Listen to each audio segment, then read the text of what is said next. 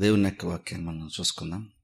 తిమోతికి రాసినటువంటి 2వ పత్రికలో నుండి 3వ అధ్యాయము 16-17 వచనాలు నేను చదువుతాను. తిమోతికి రాసినటువంటి 2వ పత్రికలో నుండి 3వ అధ్యాయము 16వ వచనము అలాగా 17వ వచనం మొదటి భాగం వరకు మాత్రం చదువుతాను. తిమోతికి రాసిన 2వ పత్రిక 3వ అధ్యాయము 16వ వచనం అలాగనే 17వ వచనం మొదటి భాగం మాత్రం చదువుతాను. మీరు బైబిల్లో ఫాలో అవ్వండి. దైవజనుడు సన్నద్ధుడై ప్రతి సత్కార్యమునకు సంపూర్ణముగా సిద్ధపడి ఉండునట్లు దైవావేశం వలన కలిగిన ప్రతి లేఖనము, కొంచెం మరొకసారి చదువుతాను. 17వ వచనము 2వ భాగంలో చదువుతాను, చూడండి. దైవావేశం వల్ల కలిగిన ప్రతి లేఖనము. ఈ రోజున దాని గురించే దేవుని యొక్క వాక్యంలో మనం కొన్ని విషయాలు మనం చూసుకుందాం.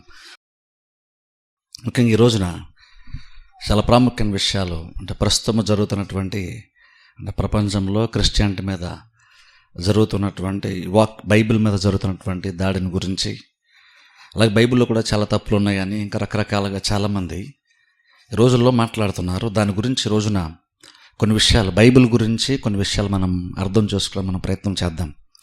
గత వారం మనం కొత్తగా ఒక అంశాన్ని మనం చూసుకుంటుంది ఏంటంటే దేవుణ్ణి తెలుసుకుంటాం గురించి, మన పరలోకపు తండ్రిని లేదా దేవుణ్ణి తెలుసుకుంటా, దాని గురించి మనం చూస్తున్నాం. అందులో గత వారం నేను కొన్ని ప్రాముఖ్యమైన విషయాలు బోధించేది ఏంటంటే, మనము దేవుని తెలుసుకోవాలంటే దేవుడు తన్ను తాను మనుషులకి బయలుపరుచుకుంటేనే తప్ప ఏ మనుష్యుడు కూడా దేవుణ్ణి తెలుసుకోలేడని దాని గత వారం మనం చూసుకున్నాం. దేవుణ్ణి తెలుసుకోవాలి అనేటువంటి ఆశ ప్రతి మనిషిలో కూడా ఉంటుంది, అది దేవుడే పెట్టాడు. అందుకని నేను గత వారం చెప్పాను, చూసారా, అపోస్తలుడైన పౌలు పరిచర్య చేసుకుంటూ ఏథెన్స్ పట్టణానికి వెళ్ళినప్పుడు అక్కడ బైబిల్ మనం చూసినప్పుడు అక్కడ ఒక బలిపెట్టె మీద తెలియబడినటువంటి దేవునికి అని బలిపెట్టెను పేరు పెట్టి తెలియనటువంటి ఒక దైవాన్ని మనుషులు ఆ రోజున పూజిస్తూ ఉన్నారు. దాన్ని ఆ రోజు పౌలు చూసి సువార్తను ప్రకటించాడు. సువార్తను ప్రకటించినప్పుడు కొంతమంది దేవుని తెలుసుకున్నారు, దేవుని నమ్మడానికి ముందుకు వచ్చారు, నమ్మారు. మరి కొంతమంది ఏమన్నారంటే, నువ్వు చెప్పేది కొత్తగా ఉందో, నువ్వు చెప్పేది కొంతవరకు నమ్మశక్యంగా ఉంది, కానీ ఇంకా మాకు కొన్ని డౌట్స్ ఉన్నాయి, అవి నెక్స్ట్ టైం మరొకసారి మనం కూర్చొని దాని గురించి కూడా మనం మాట్లాడుకుందాం అని కొంతమంది ఆ రోజున పౌలుతో మాట్లాడడం బైబిల్ మనం చూస్తున్నాం. ఇప్పుడు చూడండి, ఏం చెప్తుందంటే, నిజంగా ఆ ఏథెన్స్ పట్టణంలో ఎవరైతే ఉన్నారో వారు నిజంగా దేవుని కొరకు వారు ఆ రోజున ఎంతో ప్రయాసంతో వాళ్ళు వెతుకుతున్నారు. వాళ్ళు ఆల్రెడీ ఆ పట్టణంలో చాలా మందిరాలు వాళ్ళు కట్టారు, దేవాలయాలు వాళ్ళు కట్టారు, రకరకాల పేర్లు పెట్టి పూజిస్తున్నారు. అన్ని మందిరాలు కట్టి అన్ని కార్యాలను లేదా అన్ని వాటిని వాళ్ళు దైవములుగా వాళ్ళు పూజిస్తున్నా సరే లోపడెక్కడో ఇంకా వాళ్ళకు ఉన్నటువంటి ఒక లోటు ఏంటంటే, బహుశా ఇంకెవరినన్నా మనం మిస్ అయ్యేమేమో అనేటువంటి ఒక ఆలోచన వారి హృదయాల్లో చాలా బలంగా ఉంది. అన్ని మందిరాలు కట్టి దేవుళ్ళుగా పిలవబెట్టిన అంతమందిని పూజించిన తర్వాత కూడా ఇంకను మనము దేవుణ్ణి తెలుసుకున్నాము అనేటువంటి పాయింట్కి ఇంకా వాళ్ళు రాలేకపోయారు ఆ రోజున. అందుకనే ఇంకా ఎవరో ఉన్నారు అనుకొని వారు వెతికి రకరకాల మందిరాలు కట్టి పూజించడం స్టార్ట్ చేసిన తర్వాత ఇంకనూ వాళ్ళు ఏమన్నారంటే, ఇంకనూ యాక్చువల్గా మేము ఇంకానూ దేవుని మేము కనుగొనలేదు, లేదా ఇంకా నిజమైన దేవుడు ఎవరో ఉన్నారేమో మాకు ఇంకా తెలియదు అనుకుని వాళ్ళు ఏం చేశారంటే, తెలియదు కాబట్టి వాళ్ళు వెతికి బహుశా అలసిపోయారు కాబట్టి తెలియబడినటువంటి దేవునికి అని పెట్టేసి మందిరం కట్టి బలిపీఠం కట్టి వాళ్ళు బల్లర్పిస్తూ వచ్చారు. ఇప్పుడు నిజంగా అది నిజంగా మనిషి యొక్క ఆత్మీయ స్థితిని తెలియజేస్తుంది. అంటే మనిషి నిజంగా దేవుణ్ణి వెతకాలి అనేటువంటి ఒక ఆశ ఎంత తీవ్రంగా మనిషిలో పనిచేస్తుందో అక్కడ క్లియర్గా మనకు అర్థమవుతుంది. చూడండి, నిజంగా అంటాను చూడండి, నిజంగా దేవుణ్ణి నమ్ముకోవాలి, దేవుడు ఎవరైనా సరే కానివ్వండి నమ్ముకోవాలి అని నిజాయితీగా తను వెతికేటువంటి దానిలో లేదా తను నిజంగా ఎవరైతే దైవముగా నమ్ముదాం అనుకుంటున్నాడో అందులో కనుక ఒక మనిషి కనుక నిజంగా సిన్సియారిటీ ఉంటే కనుక ఖచ్చితంగా, నేను గత వారం చెప్పని చూసారా, వాళ్ళు ఖచ్చితంగా బైబిల్ దగ్గరికి వస్తారు, వాళ్ళు ఖచ్చితంగా నిజమైనటువంటి దేవుని తెలుసుకొని తీరుతారు. ఎందుకంటే ప్రతి మనిషిలో అది పెట్టాడు. నిజంగా వెతికేటువంటి వాళ్ళు ఖచ్చితంగా బైబిల్ దగ్గరికి వచ్చే తీరాలి. దాని ఎగ్జాంపుల్ ఏంటి, ఏథెన్స్ పట్టణంలో ఆ రోజున ప్రజలు చాలా సిన్సియర్గా వెతికారు. ఈ రోజుల్లో నార్మల్గా చాలామంది ఏంటంటే క్రిస్టియానిటీ ఎందుకు దాడి చేస్తారంటే, వాళ్ళు ఏదైతే అనుకున్నారో అదే నిజం అనుకొని నమ్ముతారు, అందుకని మిగిలినవన్నీ కూడా కరెక్ట్ కాదని అంటారు. అంతేగాని అసలు చూద్దాం నిజంగా నేను చెప్పే దాంట్లో ఎంతవరకు వాస్తవం ఉంది అటువంటిది ఎవరు కూడా ఈ రోజుల్లో తెలిసిన ప్రయత్నము చేయట్లేదు. కానీ ఈ రోజుల్లో లాగా ఊరిని గుడ్డిగా ఒకటి నమ్మి నేను అన్నది నిజము, నేను అనుకుంది కరెక్ట్ అన్నట్లుగా ఏథెన్స్ పట్టణంలో ఆ రోజులు లేరు. ఆ రోజుల్లో వాళ్ళు నిజముగానే దేవుని వెతికేటువంటి వాళ్ళు. ఈ రోజుల్లో రకరకాల కారణాలు ఉంటాయి చాలామందికి, వేరే దేవుళ్ళు గురించి ఆలోచించుకుని ఉండడానికి, లేదా వేరే వారిపైన దాడి చేయడానికి, వేరేది అంతా కూడా తప్పు అని అనడానికి వాళ్ళకు ఉండేటువంటి కారణాలు చాలా అల్పమైనటువంటివి. కానీ ఆ రోజుల్లో బైబిల్ టైంలో, అంటే ఏథెన్స్ పట్టణం ఆ టైంలో అపోస్తల కాలం అని చూసిన వాళ్ళు నిజంగా దేవుని వెతుకుతున్నారు. నిజంగా దేవుని వెతికేటువంటి వాళ్ళు అలాగుంటారు. వాళ్ళు నిజంగా వెతుకుతున్నారు కాబట్టి ఎవరో చెప్పేసారు నువ్వు కొత్తదేదో చెప్తున్నావు, వేరే అన్య దేవత గురించి దేవుడి గురించి చెప్తున్నావు అనుకున్న వాళ్ళు అక్కడే ఆపేలేదు. వాళ్ళు నువ్వు అసలు ఏం చెప్తే ఫస్ట్ ఆఫ్ ఆల్ మేము వింటాం, నువ్వు చెప్పే స్టేట్మెంట్ ఏంటి, అసలు నువ్వు ఏ పాయింట్ నువ్వు వస్తున్నావు అని వాళ్ళు తెలిసిన ప్రయత్నము చేశారు. వాళ్ళు ఎందుకు వినడానికి ప్రయత్నం చేశారంటే వాళ్ళు నిజమైన దేవుణ్ణి తెలుసుకోవాలంటే ఆశ ఖచ్చితంగా వాళ్ళు చాలా బలంగా ఉంది. అందుకోసం ఎవరైనా చెప్పినా సరే వాళ్ళు వినడానికి ఆ రోజున రెడీ. ఈ రోజులు ఎవరు అలా రెడీగా లేరు. అందుకని ఆ రోజున చాలామంది ఏథెన్స్ పట్టణంలో అన్ని మందిరాలు కట్టిన తర్వాత ఇంకొన్న వాళ్ళు నిజమైనటువంటి దేవుణ్ణి యేసుక్రీస్తున్న వాళ్ళు తెలుసుకున్నారు ఆ రోజున పౌలు సువార్త ప్రకటించినప్పుడు. అలాగే అదేం చెప్తుందంటే ఏథెన్స్ పట్టణం అంటే దేనికి ప్రూఫ్ అంటే నిజంగా ప్రతి మనిషిలో కూడా ఒక ఆశ ఉంది. ఏంటంటే నిజమైనటువంటి దేవుని తెలుసుకోవాలని ఆశ ప్రతి మనిషిలో కూడా దేవుడు పెట్టాడు. అయితే గత వారం నేను చెప్పానంటే దేవుడిని తెలుసుకోవాలంటే మనిషి వెతికితే తెలుసుకోలేము. దేవుడు ఎంత గొప్పవాడంటే, దేవుడు ఎంత గొప్పవాడంటే అది మనిషి అనుకొని, మనిషి అల్పమైనటువంటి మనిషి మితమైనటువంటి జ్ఞానముతో, మితమైనటువంటి పరిజ్ఞానముతో, మితమైనటువంటి ఒక సామర్థ్యముతో ఉన్నటువంటి ఒక మనిషి అపారమైనటువంటి దేవుణ్ణి తెలుసుకోవడము అసాధ్యము. ఎందుకంటే దేవుడు ఎప్పుడూ కూడా మనుషుల కంటే గొప్పవాడు.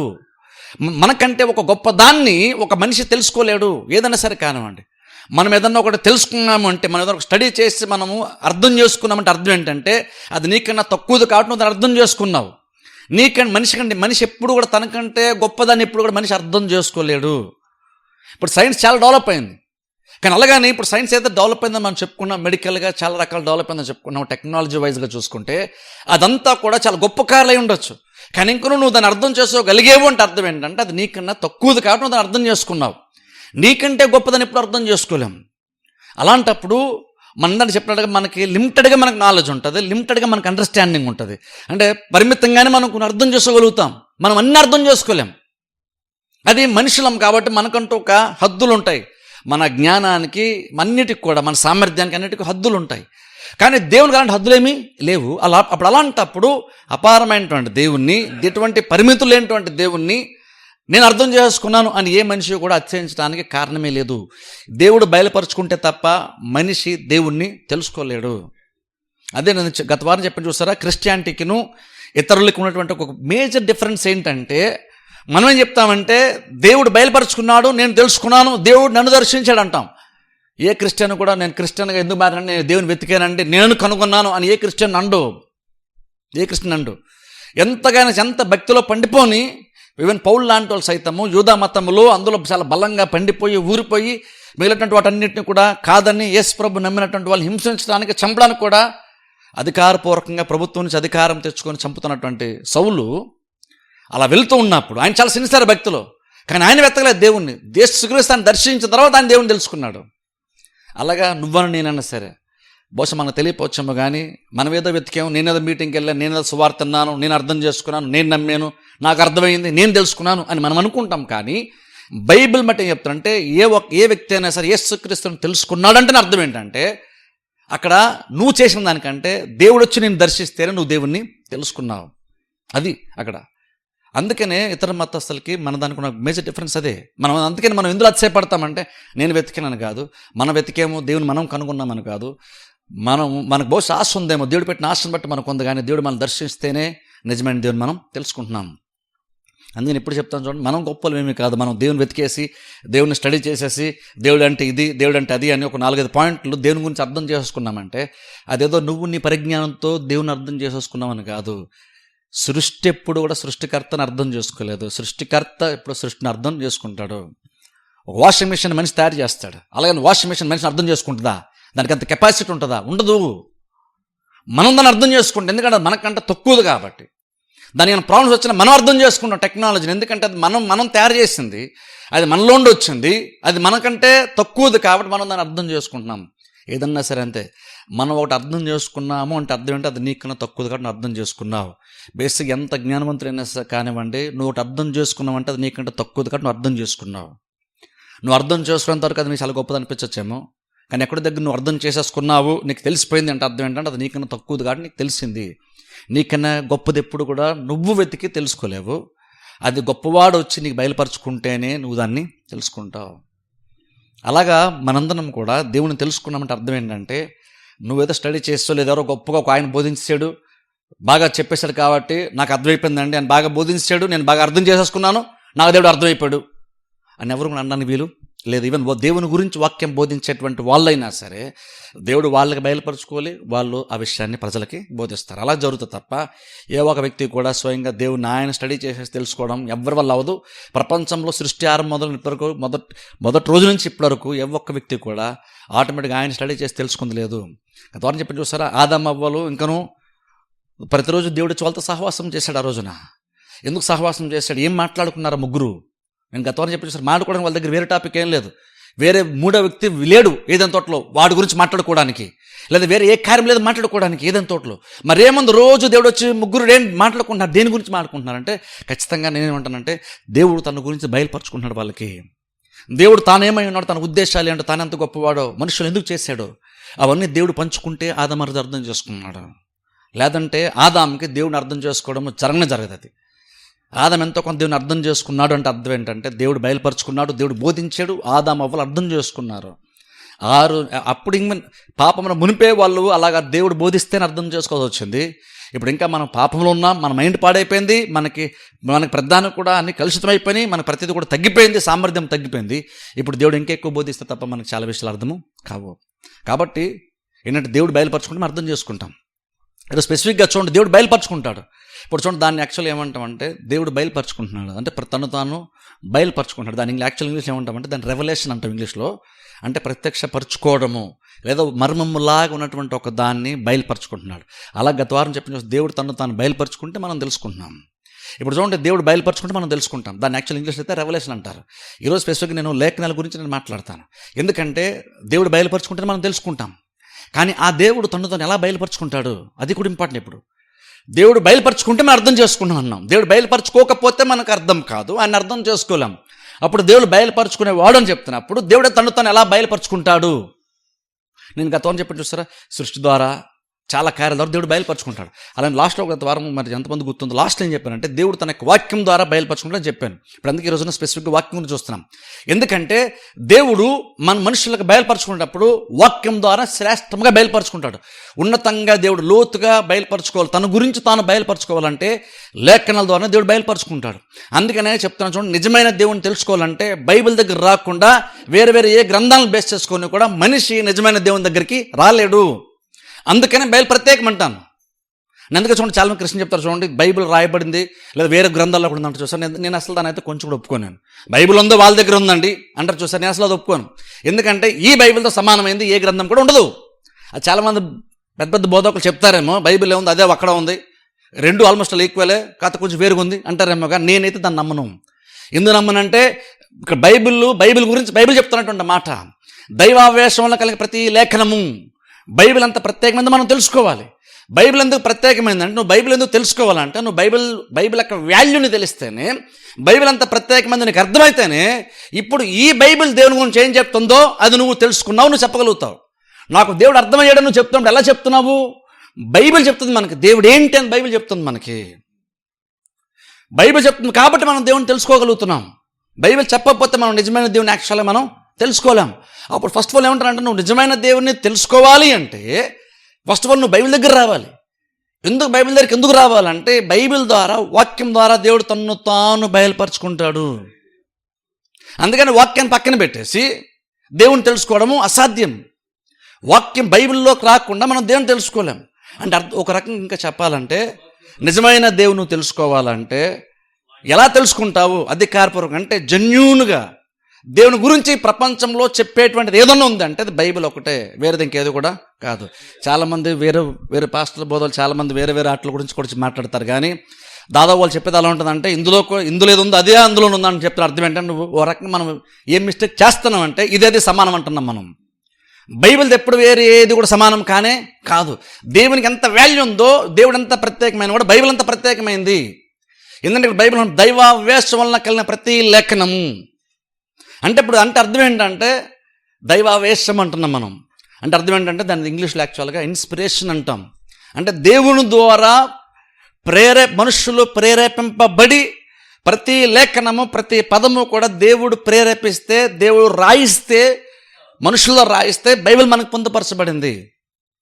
బైబిల్ మనము పేతురు, పౌలు, ఇంకెవరెవరో యెషయా, యెరెమయా, ఎవరెవరో మోషే రాశారంటాం మనం. కానీ యాక్చువల్గా దాని వెనకాల మనం బైబిల్ నుంచి అంతా కరెక్ట్ నమ్మడం చాలా ఇంపార్టెంట్. బైబిల్ తెలుసుకోవడం చాలా ఇంపార్టెంట్. బైబిల్ ఎందుకు ప్రత్యేకమందో కృష్ణ అర్థం చేసుకోవాలి. అది చాలామంది నేనేమనుకుంటాను, చాలా పాస్టర్ కూడా అర్థం కాలేదు. బైబిల్ అంత ప్రత్యేకంగా అర్థం కాలేదు. అందుకని మనం దీన్ని సపోర్ట్ చేయడానికి వేరే బుక్స్ని తీసుకొస్తుంటాం మనం. దీన్ని సపోర్ట్ చేయడానికి వేరే బుక్స్ అవసరం లేదు మనకి. యాక్చువల్గా దీన్ని సపోర్ట్ చేయడానికి దీనికి సరిపోద్ది.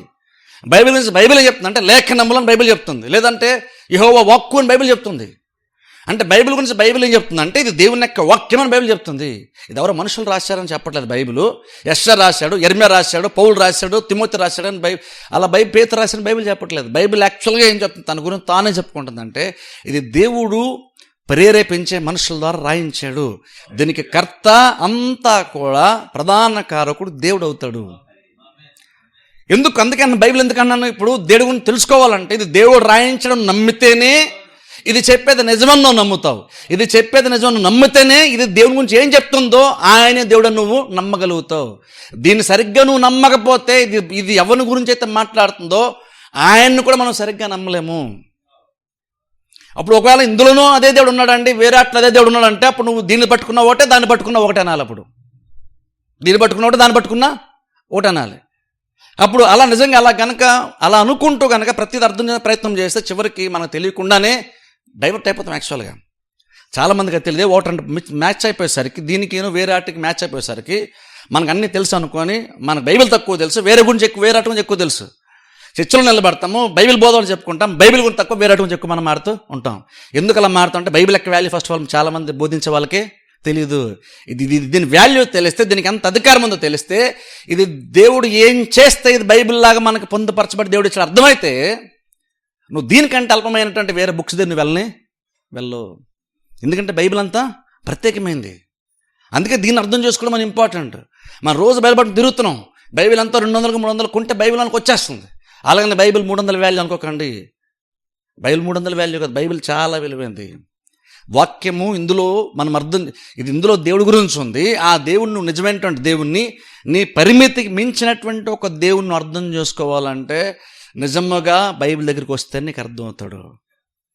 దీనికి బైబిల్ ఉన్న కొన్ని కార్యాలకి వేరే దాంట్లో పుస్తకాలు ఉంటుంటే కొన్ని కార్యాలకి కొన్ని మ్యాచ్ అంత మాత్రాన అందులో కూడా ఈ దేవుడి గురించి ఉంది, నువ్వు అది చదివి నువ్వు అర్థం చేసుకోవాలి, నువ్వు ఈ దేవుడి దగ్గరికి వచ్చేస్తావు అన్నది మాత్రం 100% రాంగ్. అది మనం అలా రాము. అదిగా నిజం అనుకుంటే అప్పుడు బైబిల్నే పట్టుకోవాల్సిన అవసరం మనకు లేదు.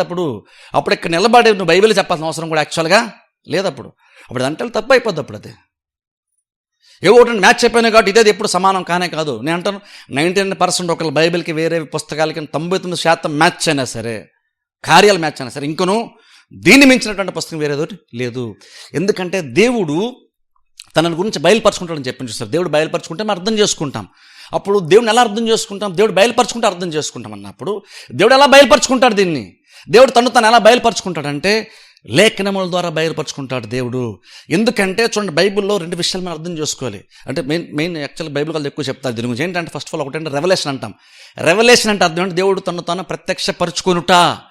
దేవుడు బయలుపరుచుకుంటే అంటే తానేమై ఉన్నాడో బయలుపరుచుకుంటే దాన్ని రెవల్యూషన్ అంటాం. అంటే తన గురించి తాను చెప్పుకున్నాడు దేవుడు, అది రెవల్యూషన్. ఇన్స్పిరేషన్ అంటే అర్థం ఏంటంటే దేవుడు తన దైవావేశం అంటే దేవుడు మనుషులను తన కంట్రోల్లోని తెచ్చుకొని, తన వశంలోని తెచ్చుకొని, ఆయన వారి మైండ్ని ప్రేరేపించి దేవుడు అనుకున్నటువంటి కార్యాలను మనుషుల ద్వారా దేవుడు రాయిస్తాడు. దీన్ని మనం ఇన్స్పిరేషన్ అంటాం. ఇక్కడ అందుకనే ఇన్స్పిరేషన్ చోట ఇక్కడ దైవావేశం అని చూసారంటే దేవుడు ఆవేశంతో, అంటే దేవుని యొక్క ఊపిరితో. ఇన్స్పిరేషన్ అంటే అర్థం ఏంటంటే ఊపిరి లోపల తీసుకుని ఇన్స్పిరేషన్ అంటాం. ఊపిరి బయటకు వదిలితే ఎక్స్పైర్ అంటాం. అందుకే చచ్చిపోతే ఏమంటాం అంటే ఊపిరి తీసుకున్నాడు, బయటకు వదిలేసాడు, మళ్ళీ తీసుకోలేదు, అందుకని మనం ఎక్స్పైర్ అంటాం. ఎక్స్పైర్ అంటే అర్థం ఏంటంటే ఊపిరి బయట తీసుకున్నాడు, మళ్ళీ లోపలికి తీసుకోలేదు అంటే చచ్చిపోయాడు అని చెప్తున్నాం. ఎక్స్పైర్ అంటే అర్థం ఏంటంటే లోపల ఊపిరి బయటకు వెళ్తే ఎక్స్పైర్. ఇన్స్పైర్ అంటే అర్థం ఏంటంటే బయట ఉన్నటువంటి ఊపిరి లోపలికి వెళ్తే ఇన్స్పైర్ అయినట్టు.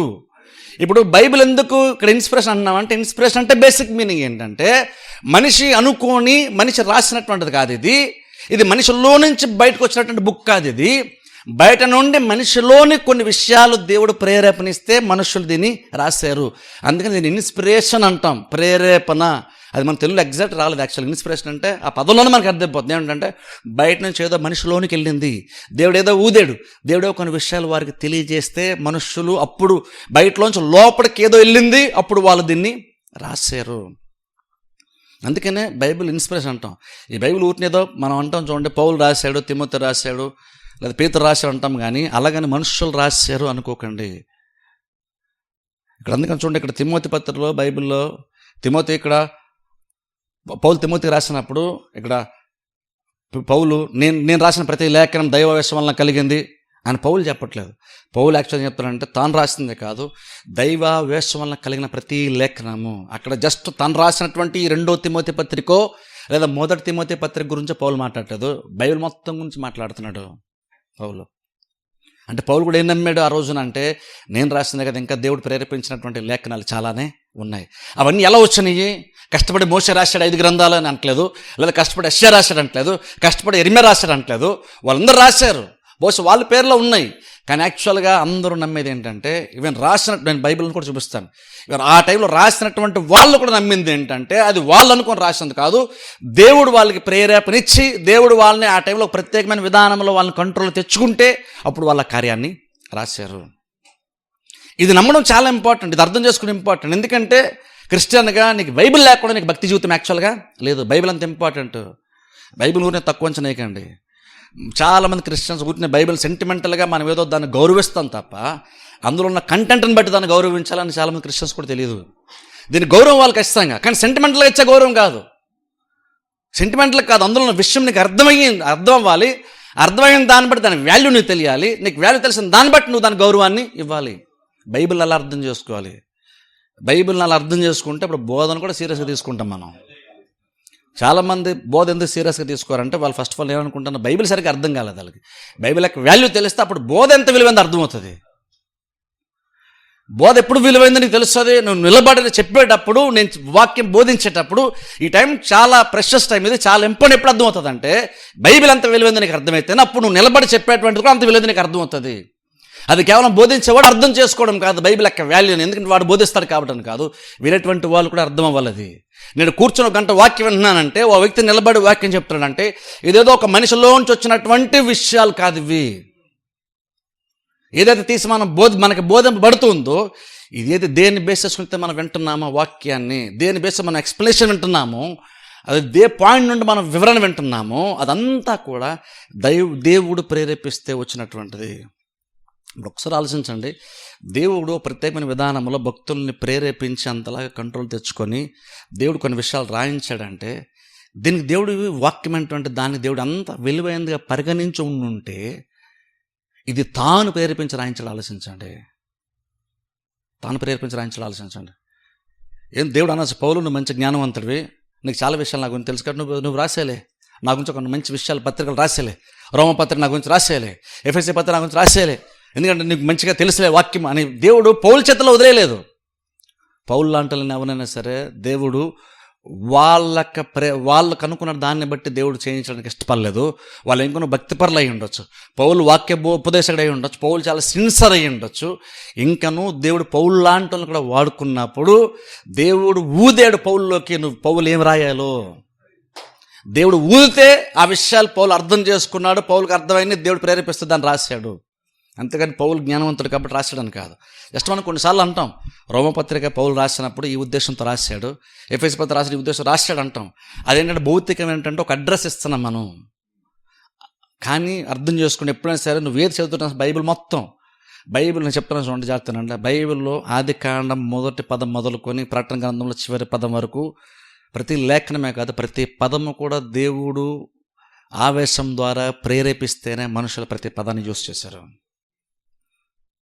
ఇది దేవుడు ప్రేరేపిస్తూ వచ్చింది, ఇది మనుషులు ప్రేరేపిస్తే కాదు. ఇప్పుడు అనుకోవచ్చు మీరు, అప్పుడు మరి పౌలు యొక్క స్టైల్ ఒకలాగా ఉంది కదా, పౌలు రాసిన పత్రికలు ఒకలాగా ఉన్నాయి, పేతురు రాసింది ఒకలాగా ఉంది. లేదంటే యోహాను రాసింది ఇంకొకలాగా ఉంది, మత్తయి రాసింది ఒకలాగా ఉంది. ఇవన్నీ దేవుడు ప్రేరేపించి రాస్తే మరి ఎందుకు డిఫరెన్స్ ఎందుకు అంతా ఒకేలాగా ఉండాలి కదా అని బహుశా మీరు అనుకోవచ్చు. నేను చెప్తాను చూడండి, దేవుడు మనుషులకి 100% ప్రేరేపించాడు. కానీ ప్రేరేపించినప్పుడు కూడా దేవుడు ఏం జాగ్రత్తలు తెస్తున్నాడంటే అది వాళ్ళ జ్ఞానం ఏదైతే ఉందో, లేదంటే వాళ్ళ భాష పరిజ్ఞానం ఏదైతే ఉందో, సహజంగా ఏదైతే న్యాచురల్గా వాళ్ళ స్టైల్ అంటాం చూసారా, వాళ్ళకి అలవాటు ఏదైతే ఒకటి ఉందో దాన్ని కూడా కంట్రోల్లో తీసుకొస్తూ దానికి వాళ్ళకి ఫ్రీడమ్ ఇస్తూ కూడా ఇంక నువ్వు ఎక్కడా కూడా ఎటువంటి తప్పులు దొరలకుండా దేవుడు లేఖనాలను ప్రేరేపించి వాళ్ళతో రాయించాడు. అందుకని ఇందులో ఏది కూడా బైబిల్లో రాసినటువంటి దాంట్లో ఏ తప్పు ఉండదు అంటాం.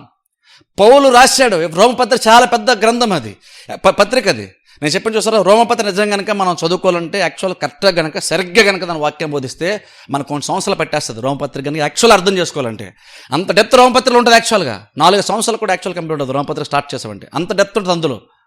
మరి అంత గొప్పగా ఒక మనిషి రాయగలడా? దేవుని గురించి అంత గొప్పగా రాయగలడా? ఆత్మ సంబంధ విషయాలు ఒక మనిషి రాయగలడా అంటే అది మనిషి వాళ్ళైతే సాధ్యం కాదు. అది దేవుడు ప్రేరేపిస్తా రాశాడు. ఇంకా పౌలు లెక్క అలవాట్లు కొన్ని కనబడతాయేమో, అలాగే ఇంకా వేరే పేతురుది ఇంకేదైనా కనబడుతుందేమో స్టైల్, వాళ్ళు పదాలు వాడే విధానము, వాళ్ళు కొన్ని కనబడతాయేమో మనుషులు కాదు. పౌలు రాస్తే ఎలా ఉంటుంది, తిమోతి పేతురు రాస్తే ఎలా ఉంటుంది అని బోసుకొని ఉంటాయేమో. కానీ అలాగని మనుషులు రాశారని మాత్రము కాదు, డిఫరెన్స్ ఉంటుంది. అప్పుడు ఎగ్జాంపుల్ ఎలాగంటే చూడండి, సపోజు ఓ వ్యక్తి గుర్రం మీద వెళ్తున్నాడు అనుకుందాం. వ్యక్తి గుర్రం మీద వెళ్తున్నాడు, ఈరోజు గుర్రం మీద వెళ్ళాడు. ఆ గుర్రం బహుశా చాలా బలంగా ఉంది, మంచి వయసులో ఉంది. ఆ గుర్రం ఒక అనుకున్న పాయింట్ ఏ నుంచి పాయింట్ బికి ఒక మనిషి వెళ్ళాడు. గుర్రం మీద వెళ్ళినప్పుడు ఇక్కడే స్టార్ట్ అయ్యాడు, పాయింట్ బిలో ఎండ్ అయ్యాడు. కానీ వెళ్ళిన విధానం వేరుగా ఉంది. కానీ ఇక్కడే స్టార్ట్ అయ్యాడు, అనుకున్న చోట ఎండ్ అయ్యాడు, గుర్రం మీద వెళ్ళాడు. నెక్స్ట్ డే మళ్ళీ వేరే గుర్రం మీద వెళ్ళాడు, సేమ్ పాయింట్ స్టార్ట్ అవుతాడు, సేమ్ పాయింట్ ఎండ్ అవుతాడు. కానీ ఇప్పుడు గుర్రం కొంచెం వేరే బహుశా ముసలిది అనుకుందాం, కొంచెం వయసు ఎక్కువైన గుర్రం అనుకుందాం. ఇప్పటికి వెళ్ళాడు, సేమ్ పాయింట్ దగ్గర స్టార్ట్ అయ్యాడు, సేమ్ పాయింట్ ఎండ్ అయ్యాడు. కానీ వెళ్ళిన విధానం ఖచ్చితంగా వేరు. కానీ స్టార్ట్ అయిన పాయింట్ సేమ్, ఎండ్ అయిన పాయింట్ సేమ్, కానీ వెళ్ళిన విధానం మాత్రము వేరు. ఎందుకంటే ఇంతకుముందు అది బలంగా ఉన్న గుర్రం అనుకోండి, అది వెళ్ళే విధానం వేరుగా ఉంటుంది. అదే కొంచెం ముసలైన గుర్రం అనుకోండి, అది వెళ్ళే విధానం వేరుగా ఉంటుంది, విధానమే వేరు. కానీ నిన్న ఏ పాయింట్ స్టార్ట్ అయ్యి ఏ పాయింట్కి వెళ్ళాడు, ఈరోజు అలాగే స్టార్ట్ అయ్యాడు, ఈరోజు అలాగే వెళ్ళాడు. కానీ వెళ్ళిన విధానం వేరే ఉందేమో. కానీ ఏది కూడా గుర్రం మారిపోయింది కాబట్టి దారి మారిపోలేదు, గమ్యము మారిపోలేదు. ఎగ్జాక్ట్ అలాగే పేతురుకంటూ ఒక మైండ్ సెట్ ఉంటుంది కాబట్టి పౌలుకంటూ ఒక మైండ్ సెట్ ఉంటుంది. అలాగే బైబిల్లో ఎవరెవరైతే గ్రంథాలు పత్రికలు రాశారో బైబిల్లో వాళ్ళందరికీ రకరకాల మైండ్ సెట్లు ఉంటాయి, వాళ్ళకంటూ కొన్ని అలవాట్లు ఉంటాయి. వాళ్ళు వాడే పదాలు అవి, వాళ్ళు ఇచ్చే వివరణ ఇచ్చే విధానం, దాన్ని ప్రజెంటేషన్ చేసే విధానం బహుశా వేరుగా ఉండొచ్చేమో.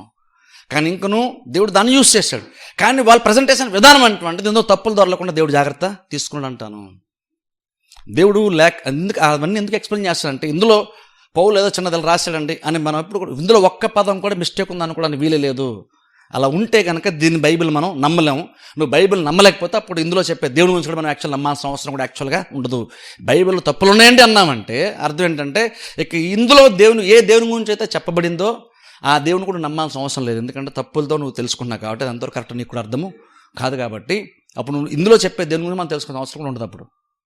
అందుకని దీన్ని ఎందుకు ఎక్స్ప్లెయిన్ చేస్తున్నాను, ఇన్స్పిరేషన్ అని ప్రేరేపణ ఎందుకు చెప్తున్నాను, దైవావేశం ఎందుకు చెప్తున్నానంటే నువ్వు బైబిల్ కరెక్ట్గా అర్థం చేసుకుంటేనే ఇందులో ఉండేటువంటి దేవుని నువ్వు కరెక్ట్గా తెలుసుకోగలుగుతావు. అందులో బైబిల్ ఏదో ఊరిని ఏదో కొన్ని విషయాలు ఏదో దేవుడు ప్రేరేపించాలి మనుషులకి ఏదో అనిపించింది కాబట్టి మనుషులు రాసేస్తారు అనుకోకండి. ఎక్కడొక్కడ మీరు బైబిల్లో చూడండి, బైబిల్లో భక్తులు వాళ్ళ లేఖనాలు రాసినప్పుడు లేదంటే వాళ్ళు ప్రవచించినప్పుడు యెహోవా సెలవుచ్చినదేమనగా అంటే లేదంటే యెహోవా వాక్కు నాకు ప్రత్యక్షమై యెర్మీయా గ్రంథంలో అట్లా మనం చూస్తాం చూసారా, అలాగా ప్రత్యక్షమైనప్పుడు ఎక్కడ కూడా మీరు గమనించండి, వాళ్ళు ఎప్పుడు కూడా నాకేం మంచి పాయింట్లు నాకు తట్టినవి, దేవుడు నాకు అవకాశం ఇస్తాను పత్రి రాసేస్తాను, దేవుడు నాకు అవకాశం ఇస్తాను ప్రసంగం చేసేస్తాను, దేవుడు నాకు అవకాశం ఇస్తే ఒక ప్రసంగం చేస్తాను, ఒక పత్రి రాస్తాను, ఒక గ్రంథం రాస్తాను, అది నాకు చాలా విషయాలు అర్థమైనవి అని ఎవరు కూడా రాయడం కోసం దేవుడు పర్మిషన్ ఇస్తే రాసేద్దామని వెయిట్ చేసిన వాళ్ళు ఎవరు లేరు బైబిల్లో. బైబిల్ ఎవరు రాయలేదు. బైబిల్లో చాలామంది చాలా రాశారు, కానీ ఎవరు కూడా దేవుడు ఏమైనా మంచి నాకు చాలా విషయాలు అర్థమైనవి, దేవుడు ఏమైనా రాయమని అవకాశం ఇస్తే నేను రాసేస్తాను, దేవుడు వంట రాసేస్తాను అని రాయడం కోసం వెయిట్ చేసిన వాళ్ళు ఎవరు లేరు. అసలు వాళ్ళకి చెప్పాలని కానీ రాయాలని కానీ అసలు బైబిల్ ఎవ్వరికీ భక్తులు లేదు. కానీ చాలా విషయాలు చెప్పారు. యెర్మీయా దేవుడు ప్రత్యక్షమైన చెప్పాడు. యెర్మీయా ఏమంటున్నాడు, నేను చెప్పుకున్నా చూసారు, యెర్మీయా దగ్గర ప్రత్యక్షమయ్యి యెర్మీయా నువ్వు వెళ్ళు నేను పంపిస్తాను అంటే నేను బాలుడిని అన్నాడు, నేను చెప్పలేను నేను బాలుడిని అన్నాడు. అంటే అర్థం యెర్మీయా అన్ని అధ్యాయాలు చెప్పాడు. మనం కూడా చూస్తున్నాం సుమారు చూడండి ఎన్ని అధ్యాయాలు సుమారు సంవత్సరం పాటు మనం చూస్తే యెర్మీయా గ్రంథాన్ని. మరి అంత ప్రసంగం చేశాడు యెర్మీయా, ఎలా చేశాడు? యెర్మీయా అందులో ఏ ప్రసంగం కూడా తనకు అనిపించి చేద్దాం అనుకుని చేసిందే లేదు. అలా ఇర్మియానే కాదు, బైబిల్ ఎవ్వరూ కూడా వాళ్ళు అనుకొని వాళ్ళకి ఏదో కొన్ని విషయాలు అర్థమైనాయి కాబట్టి దేవుడు పర్మిషన్ నేను రాసేస్తాను, నాకు మంచి థాట్ వచ్చింది, లేదా నాకు మంచి పాయింట్ దేవుని గురించి అర్థమైంది, నేను ఇప్పుడు రాసేస్తాను, దేవుడు రాయమంటే రాసేస్తాను అనుకోండి. దేవుడు చెప్తే రాసేద్దామని వెయిట్ చేస్తే దేవుడు మాట చెప్పడం కోసం వెయిట్ చేసిన ఎవరు లేరు. వాళ్ళు యాక్చువల్గా ఏంటంటే దేవుడు వచ్చి చెప్పమన్నా సరే చెప్పడానికి రెడీ అవ్వలేదు. వాళ్ళు కొన్ని విషయాలు చెప్పడానికి రెడీ అవ్వలేదు. వాళ్ళు ఏమన్నారంటే యాక్చువల్ అయితే ఇవన్నీ నేను చెప్పలేను ప్రభా, నేను ఇంకా బాలుని, నాకు నాలుగు తిరగదు, నాకు నోరు తిరగదు, నేను చెప్పే ధైర్యం నాకు లేదు, నేను బాలుని అని తప్పించుకునే ప్రయత్నం చేశారు చాలామంది. అదేం ప్రూవ్ చేస్తుందంటే రాసిన ప్రతి వాళ్ళు రాయడానికి కారకను వాళ్ళైతే కాదు. వాళ్ళు రాశారు, కానీ రాయడానికి ప్రధాన కారణము వాళ్ళైతే కాదు. వాళ్ళకి ప్రేరేపణ వచ్చి వాళ్ళు రాయలేదు. దేవుడు వారిని ప్రేరేపిస్తే వాళ్ళు బోధించారు, దేవుడు వారిని ప్రేరేపిస్తే వాళ్ళు దాన్ని రాశారు. అంటే ఇప్పుడు ఈరోజు నువ్వు ఒక విషయాన్ని నువ్వు బైబిల్ ఆదికాండం మొదలుకొని ప్రకటన వరకు నువ్వు ఏది చదువుతున్నా సరే మనం ఏం గుర్తుపెట్టుకొని చదవాలంటే ఇదేదో ఇర్మియా రాశాడు, లేదంటే ఎవరో పౌలు రాశాడు, ఇంకెవరో మోషే రాశాడు, యెషయా రాశాడు, ఇర్మియా రాశాడు అని కాదు. వాళ్ళు యాక్చువల్ రాద్దామని వాళ్ళు అనుకోలేదు. కానీ దేవుడు కొన్ని విషయాలు వారితో ప్రేరేపణిచ్చి దేవుడు రాయిస్తే గ్రంథం మనకు వచ్చింది. ఎప్పుడైతే నువ్వు అది అర్థం చేసుకుంటావు అప్పుడు నువ్వు ప్రతి పదం యొక్క వాల్యూ నీకు అర్థమవుతుంది. ఓవరాల్గా నీకు బైబిల్ యొక్క వాల్యూ ఏంటో నీకు తెలుస్తుంది. మనిషి అనుకుని రాసింది కాదు, వాళ్ళు ఎవరో అనుకుని రాయలేదు. ఇప్పుడు నేను ప్రసంగం చేస్తాను, ఖచ్చితంగా నేనేం చెప్పాలనుకున్నాను, ఏ పాయింట్ వరకే నేను చెప్పాలనుకున్నాను అన్నీ నేను ప్రిపేర్ అయ్యి వచ్చాను నేను. సో బేసిక్ నేను దాటి వెళ్ళను, నేనేం చెప్పాలనుకున్నా నాకు ముందుగానే తెలుసు నాకు యాక్చువల్గా. కానీ పేతురు, పౌలు వీళ్ళు పత్రిక రాసినప్పుడు ఇలా ముందు అనుకొని రాలేదు వాళ్ళు. నేను ఇక్కడ ఏం చెప్పాలనుకున్నాను, నేను ఆల్రెడీ చాలా రోజులు ప్రిపేర్ అవుతాను, రెడీగా ఉంటాను, టైం వచ్చి నేను చెప్తున్నాను, నేను చెప్పడం కోసం ప్రిపేర్ అవుతున్నాను, చెప్పాలనుకున్న కాదు వచ్చాను చెప్పాను. కానీ బైబిల్లో వాళ్ళు రాసినప్పుడు అలా కాదు. వాళ్ళు నేను చెప్పాలనుకున్నాను, నేను పత్రిక రాద్దాం అనుకున్నాను, పేతురు మొదటి పత్రిక, పేతురు 2 పత్రిక నేను రాసేస్తాను, అలా వెయిట్ చేయలేదు ఎవరు కూడా. వాళ్ళు అనుకోలేదు, దేవుడు వాళ్ళ చేత రాయిస్తే వాళ్ళు రాశారు. అందుకని చూద్దాం ఒక వాక్య భాగాన్ని ద్వితీయోపదేశకాండంలోకి వెళ్దాం ఒకసారి. ద్వితీయోపదేశకాండము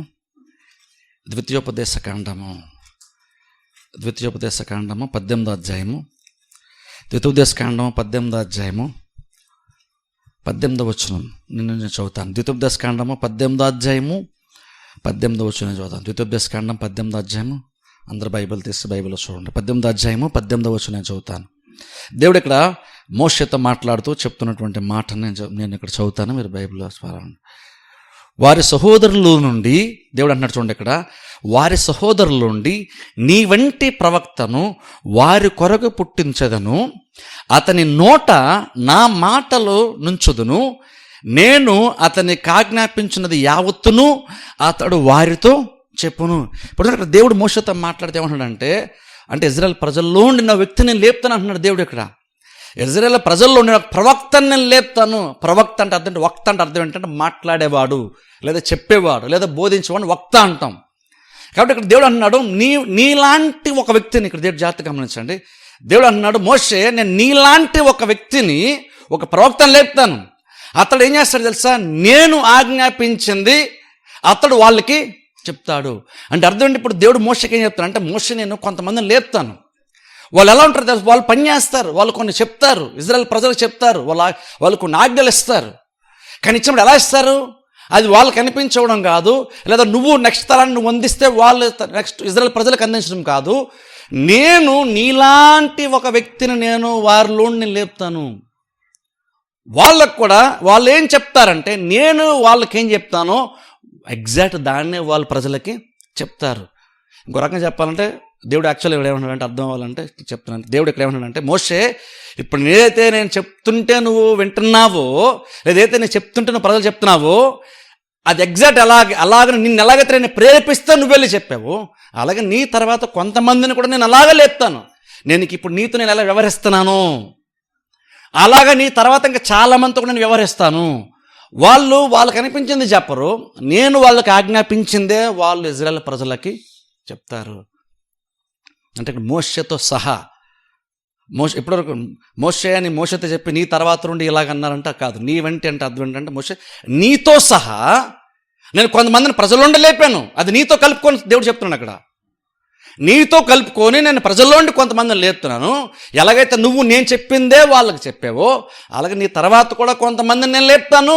నువ్వు ఎలాగైతే నేను చెప్పిందే వాళ్ళకి చెప్పావో, అలాగే వాళ్ళతో కూడా నేను ప్రజలకి వాళ్ళ ద్వారా నేను చెప్పిస్తాను.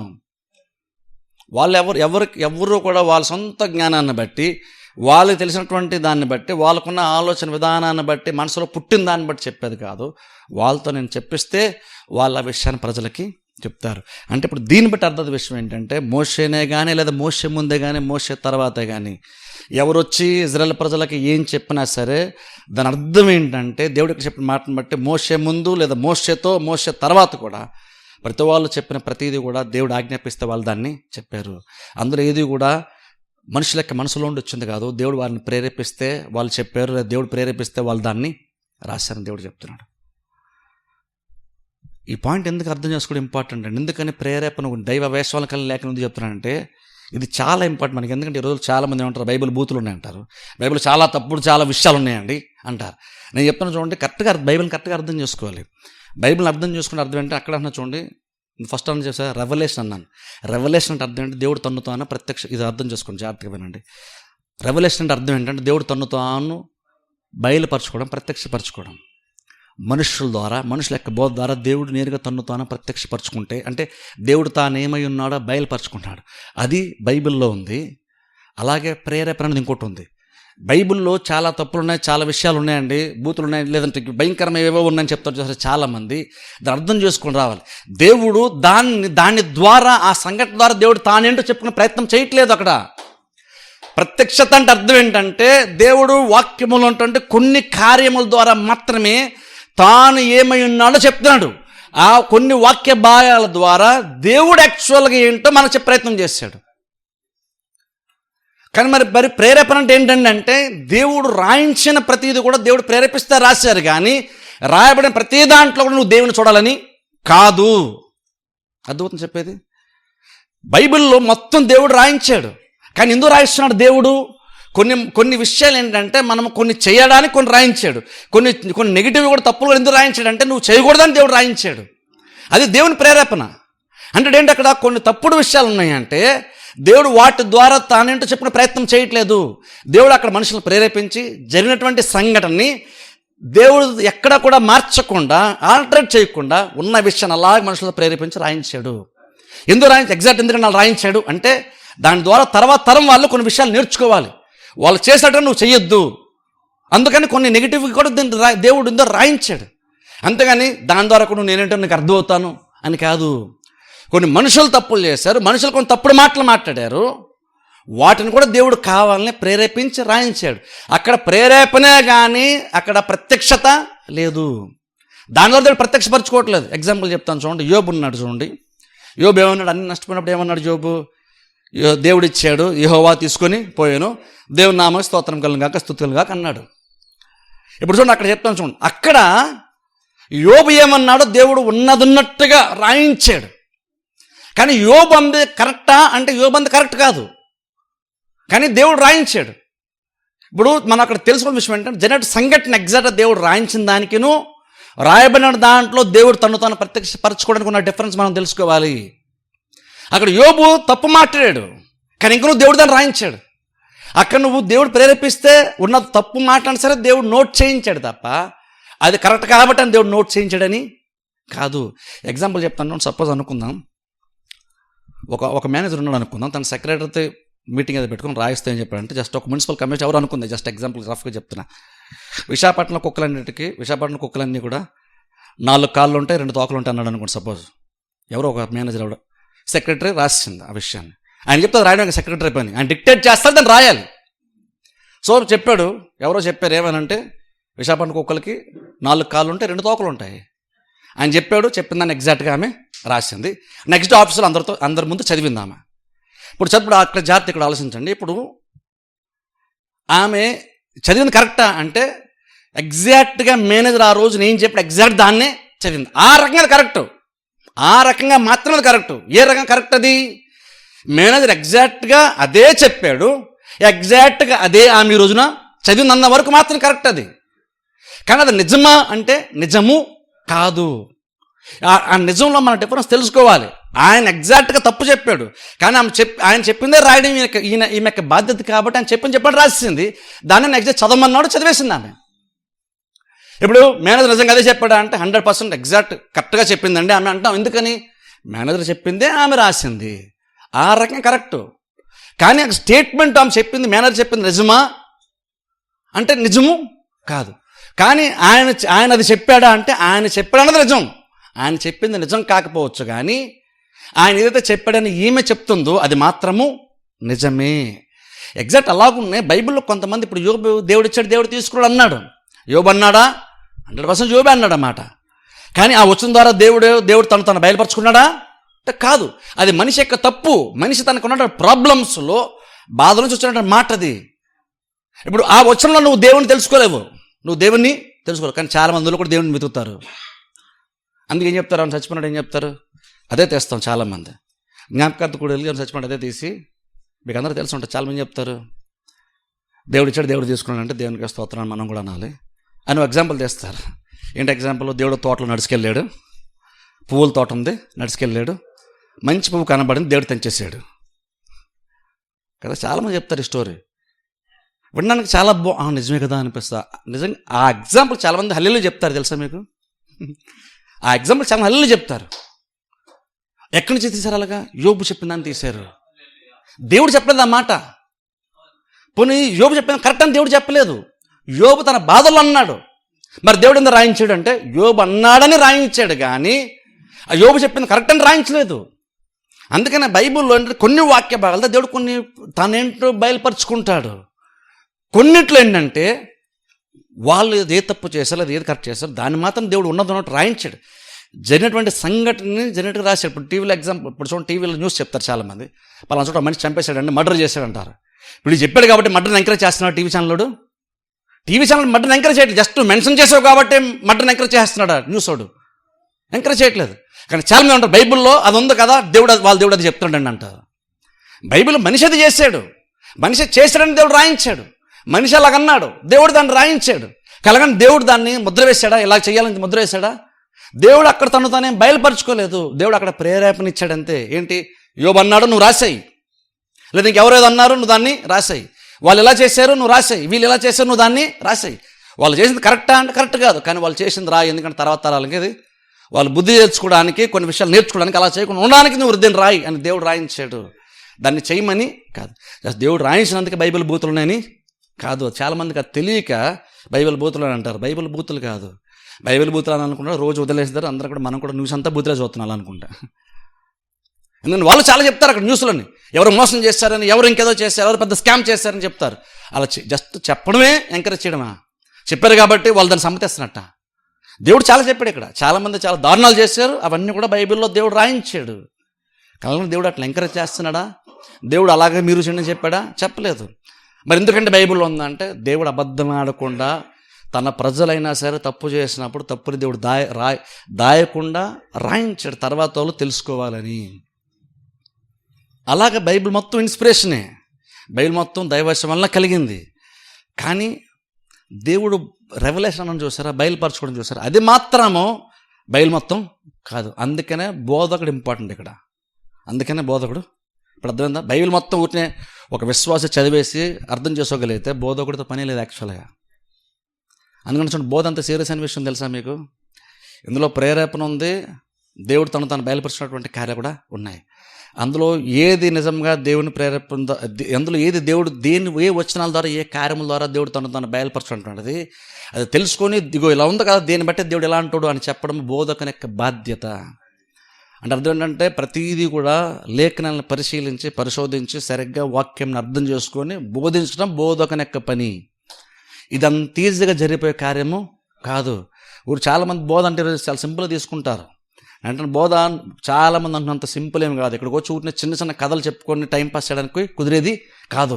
బోధ అంటే చాలా సీరియస్ అయిన పని. ఎందుకంటే ఈ బైబిలే చాలా సీరియస్ అయిన గ్రంథం. ఇది అంత ఈజీగా మనిషికి అర్థం కాదు. ఇది దేవుడే ప్రేరేపించాడు. కానీ ఇందులో ప్రతిదీ ఊరికి అర్థమైపోద్ది అనుకుంటున్నారా? ప్రసన్న కుమార్ మైండ్ సెట్కి అర్థమవుతుంది అనుకుంటున్నారా మీరు?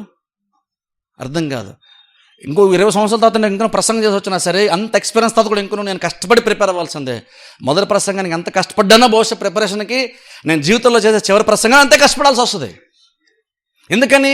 ఇది మనుషుల ద్వారా రాసింది అయితే నాకు అర్థమైపోయింది, 2-3 సార్లు చదివేస్తే నాకు తెలిసిపోయింది అనొచ్చు నేను. కానీ ఇది మనుషుల ద్వారా రాయబడింది కాదు కాబట్టి, ఇది దేవుని ద్వారా రాయబడింది కాబట్టి, నా జ్ఞానానికి మించింది కాబట్టి, పరిమితమైనటువంటి ఒక మనిషి, పరిమితమైనటువంటి ఒక మైండ్ సెట్ ఉంటే ఒక మనిషి దీన్ని అర్థం చేసుకోవాలంటే దేవుడే బయలుపరిస్తే బోధలు అర్థం చేసుకుంటాడు. అప్పుడు ఆ బోధ విశ్వాసాలకి బోధిస్తాడు. ఇన్ఫాక్ట్ ఇంకా చెప్పాలంటే అలా బోధించిన తర్వాత కూడా ఇంకనూ విశ్వాసులకి అది అర్థం అవ్వాలంటే దేవుడు ప్రకాశింప చేస్తేనే ఒక వ్యక్తి బోధించింది కూడా విశ్వాసులకి అర్థం. అది కూడా ఉంటుంది. వీళ్ళైతే నెక్స్ట్ దాని గురించి కూడా చెప్తాను. దేవుడు ప్రేరేపించి రాయించాడు. అక్కడక్కడ కొన్ని వాక్యభావాల ద్వారా దేవుడు ఎలాంటి వాడో, తాను ఎలాంటి వాడో కార్యాల ద్వారా దేవుడు తాను బయలుపరుచుకుంటాడు. కానీ బైబిల్ చెప్తాను చూడండి, ఈ రోజున బైబిల్ మొత్తం అందుకంటే దేవుడు ప్రేరేపించడం చెప్తున్నాను. అందుకే ఇందులో చాలా విషయాలు ఇప్పుడు నేను బోధిస్తున్నానంటే నాకు చాలా అర్థం కాదన్నాను. చూసారా, నాకే కాదు ఇప్పుడు చదువుతున్న ఇది రాసింది నేను కాదు కాబట్టి నాకు అర్థం అవుతుంటున్నాను కాదు. బైబిల్ మీకు వచ్చిన చూపిస్తాను. రాసినటువంటి వాళ్ళకు కూడా వాళ్ళు ఏం రాస్తున్నారు వాళ్ళు కూడా అర్థం కాలేదు తెలుసా. చూపిస్తాను చూడండి, ఒక వాక్య భాగం మనం చూద్దాం. 12వ అధ్యాయం దానియేలు గ్రంథము 12వ అధ్యాయంలోనికి వెళ్దాం. దానియేలు గ్రంథము 12వ అధ్యాయం 8వ వచనం నేను చదువుతాను చూడండి. దానియేలు గ్రంథం 12వ అధ్యాయము 8వ వచనం నేను చదువుతాను. జాగ్రత్తగా మీరు బైబిల్ ఫాలో అవ్వండి. దానియేలు గ్రంథము 12వ అధ్యాయం 8వ వచనము. నా ఏలినవాడ చూడండి, అక్కడ దానియేలు దేవుడు కొన్ని విషయాలు బయలుపరిచాడు. ఇప్పుడు దానియేలుకి రెస్పాన్స్ చూస్తున్నాను చూడండి. 8వ వచనం చదువుతాను. నేను వింటిని కానీ గ్రహింపలేకపోతేనే. చూడండి, గమనించండి, నేను విన్నాను కానీ పోతేని. అప్పుడు చూడండి, దానిలో అంటున్నాడు దేవునితో, నా ఏలినవాడ వీటికి అంత మేమని నేను అడుగగా, ఇప్పుడు దేవుడు అన్నాడు, అతడు ఈ సంగతులు అంత్యకాలము వరకు మరుగుగా ఉండున్నట్లు ముద్రింపబడినవి గనుక దానియేలు నీవు ఊరకుండమని చెప్పాను. చూసారా, ఇక్కడ దేవుడు కొన్ని విషయాలు దానియేలుకి చెప్పాడు. ఫస్ట్ జాగ్రత్త వినండి. దేవుడు కొన్ని విషయాలు దానియేలుకి చెప్పాడు. చెప్పినప్పుడు విన్నాడు దానియేలు, కానీ అర్థం కాలేదు దానియేలుకి. అర్థం కాక దానియేలు అనుకుంటే బేసిక్గా నాకు అర్థమైంది కదా నేను రాస్తాను. ఇప్పుడు నేను చూడండి, నేను ఇప్పుడు ప్రిపేర్ అయ్యి వచ్చాను, నాకు అర్థమైంది మీకు చెప్తాను, నాకు అర్థం కాదు నేను మీకు చెప్పలేను. బేసిక్గా అది అలాగే పని జరుగుతుంది. నాకు తెలియదని చెప్పాలి, నాకు తెలిసిందని చెప్తాను. సో ఇప్పుడు అలా ఇక్కడ దానియేలు కూడా ఇక్కడ చూడండి, దేవుడు కొన్ని చెప్పాడు దానియేలుకి. ఇప్పుడు దానియేలు రెస్పాన్సిబిలిటీ దానియేలు రాద్దాం అనుకున్నాడు. కానీ అన్నాడు, ప్రభువా నువ్వేదో చెప్పావు, నువ్వు చెప్పింది నాకు గ్రహించలేకపోతే నాకు అర్థం కావట్లేదు, ఏంటి దీని సంగతి? నేను రాయాలంటే నువ్వు చెప్పింది నాకు అర్థమైతే నేను రాస్తాను, ఏం చెప్తావు నువ్వు, నాకు అర్థం కాదంటే దేవుడు అంటున్నాడు, దానియేలు నువ్వు సైలెంట్గా ఉండు, నువ్వు ఊరకుండు, ఎందుకంటే ఇది మీ తరం గురించి కాదు, ఇది నీ గురించి కాదు, తర్వాత తరాలు వస్తాయి, వాళ్ళకి ఆ టైంలో అది అర్థం అవ్వడానికి అప్పుడు బయలుపరచబడటానికి ఇది మరుగుపరచబడింది. ఇక్కడ మరుగుపరచబడిందని దేవుడు చెప్తున్నప్పుడు ఎవరికి అర్థం కాకూడదని దాచేయలేదు. దాచింది ఎవరు తెలుసుకోకూడదు కాబట్టి దాస్తే అసలు రాయాల్సిన అవసరం లేదు దేవునికి, అంతే కదా. దేవుడు రాయించి మళ్ళీ ఎవరికి అర్థం కాకూడదు సీక్రెట్ దాసే అన్నాడు అనుకోండి, దానిలో యూజ్ లేదు. అప్పుడు దేవుడు ఎందుకు రాయించడు అప్పుడు? కాబట్టి బైబిల్లో కొన్నిసార్లు మరుగైన సంగతులు అన్నప్పుడు అర్థం ఏంటంటే అర్థం కాకుండా ఉండడానికి దేవుడు మరుగుపరిచేసాడు, గూఢంగా దాచేసాడు అని కాదు. దాసిందన్న దానికంటే భద్రపరిచాడు అంటే బెటరు. ఇప్పుడు దాచాడు దేవుడు, ఎందుకంటే రాబోయే తరాలకి అది వెళ్ళాలి కాబట్టి అప్పుడు వాళ్ళకి అర్థమవుతుంది, అందుకని మరుగుపరుస్తుంది. ఇప్పుడు కాదు, ఇది ఆ టైం వచ్చినప్పుడు వాళ్ళకి అర్థమవుతుంది చదివినప్పుడు, నీకు అర్థం కాదు. కానీ నేను చెప్పింది నువ్వు చెప్పాను, నువ్వు రాసే దానియేలు అని దేవుడు దానియేలుతో రాయించేశాడు విషయాన్ని. రాసాడు దానియేలు, కానీ దానియేలు గ్రహించలేదు, దానియేలు కూడా అర్థము కాలేదు. అదే బెస్ట్ ఎగ్జాంపుల్ తెలుసా, దైవావేశం వల్ల కలిగిన ప్రతి లేఖనానికి ఇది ఎగ్జాంపుల్. ఎందుకంటే దానియేలు రాశాడు కానీ అర్థం కాలేదు. అర్థం కాదు ఎందుకు రాస్తాడు దానియేలు? ఎవరైనా రాస్తారో అర్థం కాంది రాయరు. ఇప్పుడు నేను నాకు అర్థం కాని చెప్పండి, నాకు అర్థమైందని చెప్తున్నాను, నేను అర్థం చేసుకొని చెప్తున్నాను. కానీ దానియేలు ఆ రోజు రాసినప్పుడు, లేదా యెర్మియా, యెషయా వీళ్ళు రాసినప్పుడు, వాళ్ళు రాసిన ప్రతిదీ వాళ్ళకి అర్థమైపోయింది కాబట్టి రాశారని కాదు, వాళ్ళకి చాలా విషయాలు అర్థం కాలేదు. వాళ్ళకి అర్థం కాకుండా ఉన్నా సరే ఎంత బాగా రాశారేంటి అన్నది ఏం ప్రూవ్ చేస్తుందంటే, అక్కడ పనిచేసింది వారి మైండ్ కాదు, వారి ఆత్మ కాదు, దైవాత్మ పనిచేస్తేనే నీకు అర్థం కాదు కూడా నువ్వు రాస్తావు. అదే బెస్ట్ ఎగ్జాంపుల్. బైబిల్ ఎందుకు నిజంగా 100% దేవుని ప్రేరేపణ ఎందుకు చెప్తున్నాం మనము? ఎందుకంటే ఇది దాన్ని అనుకోలేదు, ప్రభు నాకు 4-5 పాయింట్లు మంచిగా తట్టినాయి నీ గురించి, లేదా ఫ్యూచర్లో ఏం జరుగుతుందో నాకు బాగా తట్టింది, యుగాంతం అంటే నాకు బాగా తట్టింది, నన్ను రాసేమంటావా, నువ్వు చెప్తే రాసేస్తాను అనుకుని దానియేలు రాసేయలేదు. దానియేలు రాద్దాం అన్నాడు, కానీ నాకు అర్థం కాలేదు, ప్రభు నువ్వేం చెప్తున్నావంటే నువ్వు రాసేయి, ఇది నీ గురించి నీ తరం గురించి కాదు, ఇది తర్వాత ఎప్పుడుకో అది వాళ్ళ కోసం నేను ఇప్పుడు నీతో రాయిస్తున్నాను, నీకు అర్థం కాకపోయినా రాసేసే దానియేలు అని దేవుడు చెప్పాడు. అంటే అర్థం ఏంటంటే దానియేలు కూడా రాశాడు, అలాగే మిగిలినటువంటి వాళ్ళు కొంతమంది రాశారు, కానీ రాశాడు వాళ్ళు కూడా అర్థము కాలేదు. అర్థం కాదు మరి ఎందుకు రాశారండి అంటే అక్కడ చెప్తుంది, రాయించినటువంటి వాళ్ళు వేరే వాళ్ళ కాడ వాళ్ళకి అర్థం కాకపోయినా రాశారు. ఇప్పుడు రాసి దాన్ని పిచ్చి పిచ్చిగా ఉందా, వాళ్ళకి అర్థం కాదు రాసిన పిచ్చి పిచ్చిగా ఉందా, ప్రతిదీ 100% ప్రతిదీ పర్ఫెక్ట్గా ఉంది. అప్పుడు ఎప్పుడో కొన్ని వేల సంవత్సరాల క్రితం దేవుడు ప్రవచించింది ఇప్పుడు 100% కరెక్ట్గా జరుగుతుంది చరిత్రలోనే. అదేం చెప్తుంది, వాళ్ళు ఎలా చూశారు, దానియేలు ఆ రోజు ఏమైనా చూశాడా, భవిష్యవాణిని చూశాడా అంటే దానియేలు చూడలేదు. దేవుడు చూసి దేవుడు దాన్ని రాయించాడు, ప్రేరేపిస్తేనే రాస్తున్నాడు కూడా. దానియేలుకి ఏమో భవిష్యత్తు రాసి ఉంటాడంటే, ఇది నాకైతే అర్థం కావట్లేదు, కానీ దేవుడు చెప్పాడు కాబట్టి చెప్పినట్టు నేను రాయాలి కదా, నేను రాసేస్తాను. ఇది బహుశా తర్వాత ఎప్పుడుగా ఎవరికో అర్థమవుతుంది. దేవుడు అన్నాడు, దానియేలు నీకు ఇది అర్థం కాదా అనలేదు, దానిలో ఇది నీ కోసం కాదు నేను చెప్పింది, తర్వాత ఎప్పుడుకో కొంతమంది వస్తారు, ఓ తరం, ఆ టైంలో వాళ్ళకి అర్థం అవడానికి నేను ఇప్పుడు చెప్తాను, కాబట్టి నువ్వు రాసేస్తాయి, ఇది భద్రపరుస్తాను, నీ గురించి కాదు వేరే వాళ్ళ గురించి దేవుడు చెప్పాడు. అంటే అర్థం ఏంటంటే, ఆ రోజున వాళ్ళు రాసినప్పుడు వాళ్ళకి ఏదో అనిపించి రాయలేదు, వాళ్ళు ఏదో కొన్ని పాయింట్లు దేవుని గురించి వాళ్ళకి అర్థమైంది కాబట్టి వాళ్ళు ఏదో కొన్ని పాయింట్లు గబగబా దేవుని గురించి రాసేసారని కాదు. ఎవరు కూడా బైబిల్లో ఆది ఖండం మొదలుగా ప్రకటన గ్రంథం వరకు ప్రతిదీ కూడా దానికి ఆరిజిన్ మనుష్యులు కాదు, మనుషులు ప్రేరేపిస్తే రాసింది కాదు. అది దేవుడు మనుషుల్ని చాలా బలంగా ప్రేరేపిస్తే, ఎంత బలంగా దేవుడు ప్రేరేపించాడంటే, ఇంకనూ వారి మైండ్ ఉంది అందులో, బహుశా వారి స్టైల్ ఉంది అందులో, రాసే విధానంలో స్టైల్ ఉంది, కానీ ఇంకనూ 100% అది దేవుడు ప్రేరేపిస్తున్న వాళ్ళు దాన్ని రాశారు. అందుకని డిఫరెన్స్ మనం చూస్తాం, పౌలు పత్రికలకి వేరే డిఫరెన్స్ చూస్తాం. ఇప్పుడు దేవుడు రాస్తే అన్ని ఒకలా ఉండాలి కదని బోసుకుంది అంటారు, కానీ ఏమన్నాడంటే అన్ని డిఫరెంట్గా ఉన్నాయి. ఎందుకంటే పేతురు రాశాడు కాబట్టి తనకున్న జ్ఞానాన్ని బట్టి, పరిజ్ఞానాన్ని బట్టి, తనకున్నటువంటి పదాలు ఉన్న అవగాహన బట్టి రాశాడు, కానీ ప్రేరేపించేది మాత్రము దేవుడు, 100% దేవుడు. అందుకనే బైబిల్ ఒక్క తప్పు కూడా మనం చూడలేము. మనుషులు తప్పులు చేసినా రాశారని తప్పులు చేసి రాశారు, కానీ దేవుని ఎక్కడ కూడా తప్పు ఎవరు చూపించలేరు. మనుషులు తప్పులు చూపిస్తారు, బోల్డ్ ఉన్నాయి బహుశా బైబిల్లో మనుషుల తప్పులు ఉన్నాయి, కానీ దేవుడు తన గ్రంథం పొందుపరిచి భద్రపరిచిన గ్రంథం మీద తనకి ఎంత నమ్మకం అంటే, ఇందులో కొంత మనుషులు తప్పులు చేశారు, దేవుడి గురించి తప్పుగా మాట్లాడారు, వాళ్ళు కొన్ని తప్పులు చేశారు, అయినా సరే దేవుడు తన గ్రంథం మీద తనకి ఎంత నమ్మకం అంటే, ఇవన్నీ ఉన్నా సరే ఇంకను నేనంటే ప్రజలకి అర్థమవుతుంది. ఆ మనుషులకు ఎర్రర్స్ అన్నీ చాలా ఉన్నాయి, మనుషులకు లోటుపాట్లు చాలా ఉన్నాయి, వాటన్నిటి మధ్యలో ఇంకను నేనేంటో కూడా బయలుపరుచుకున్నటువంటి వాక్య భాగాలు కూడా కొన్ని ఉన్నాయి.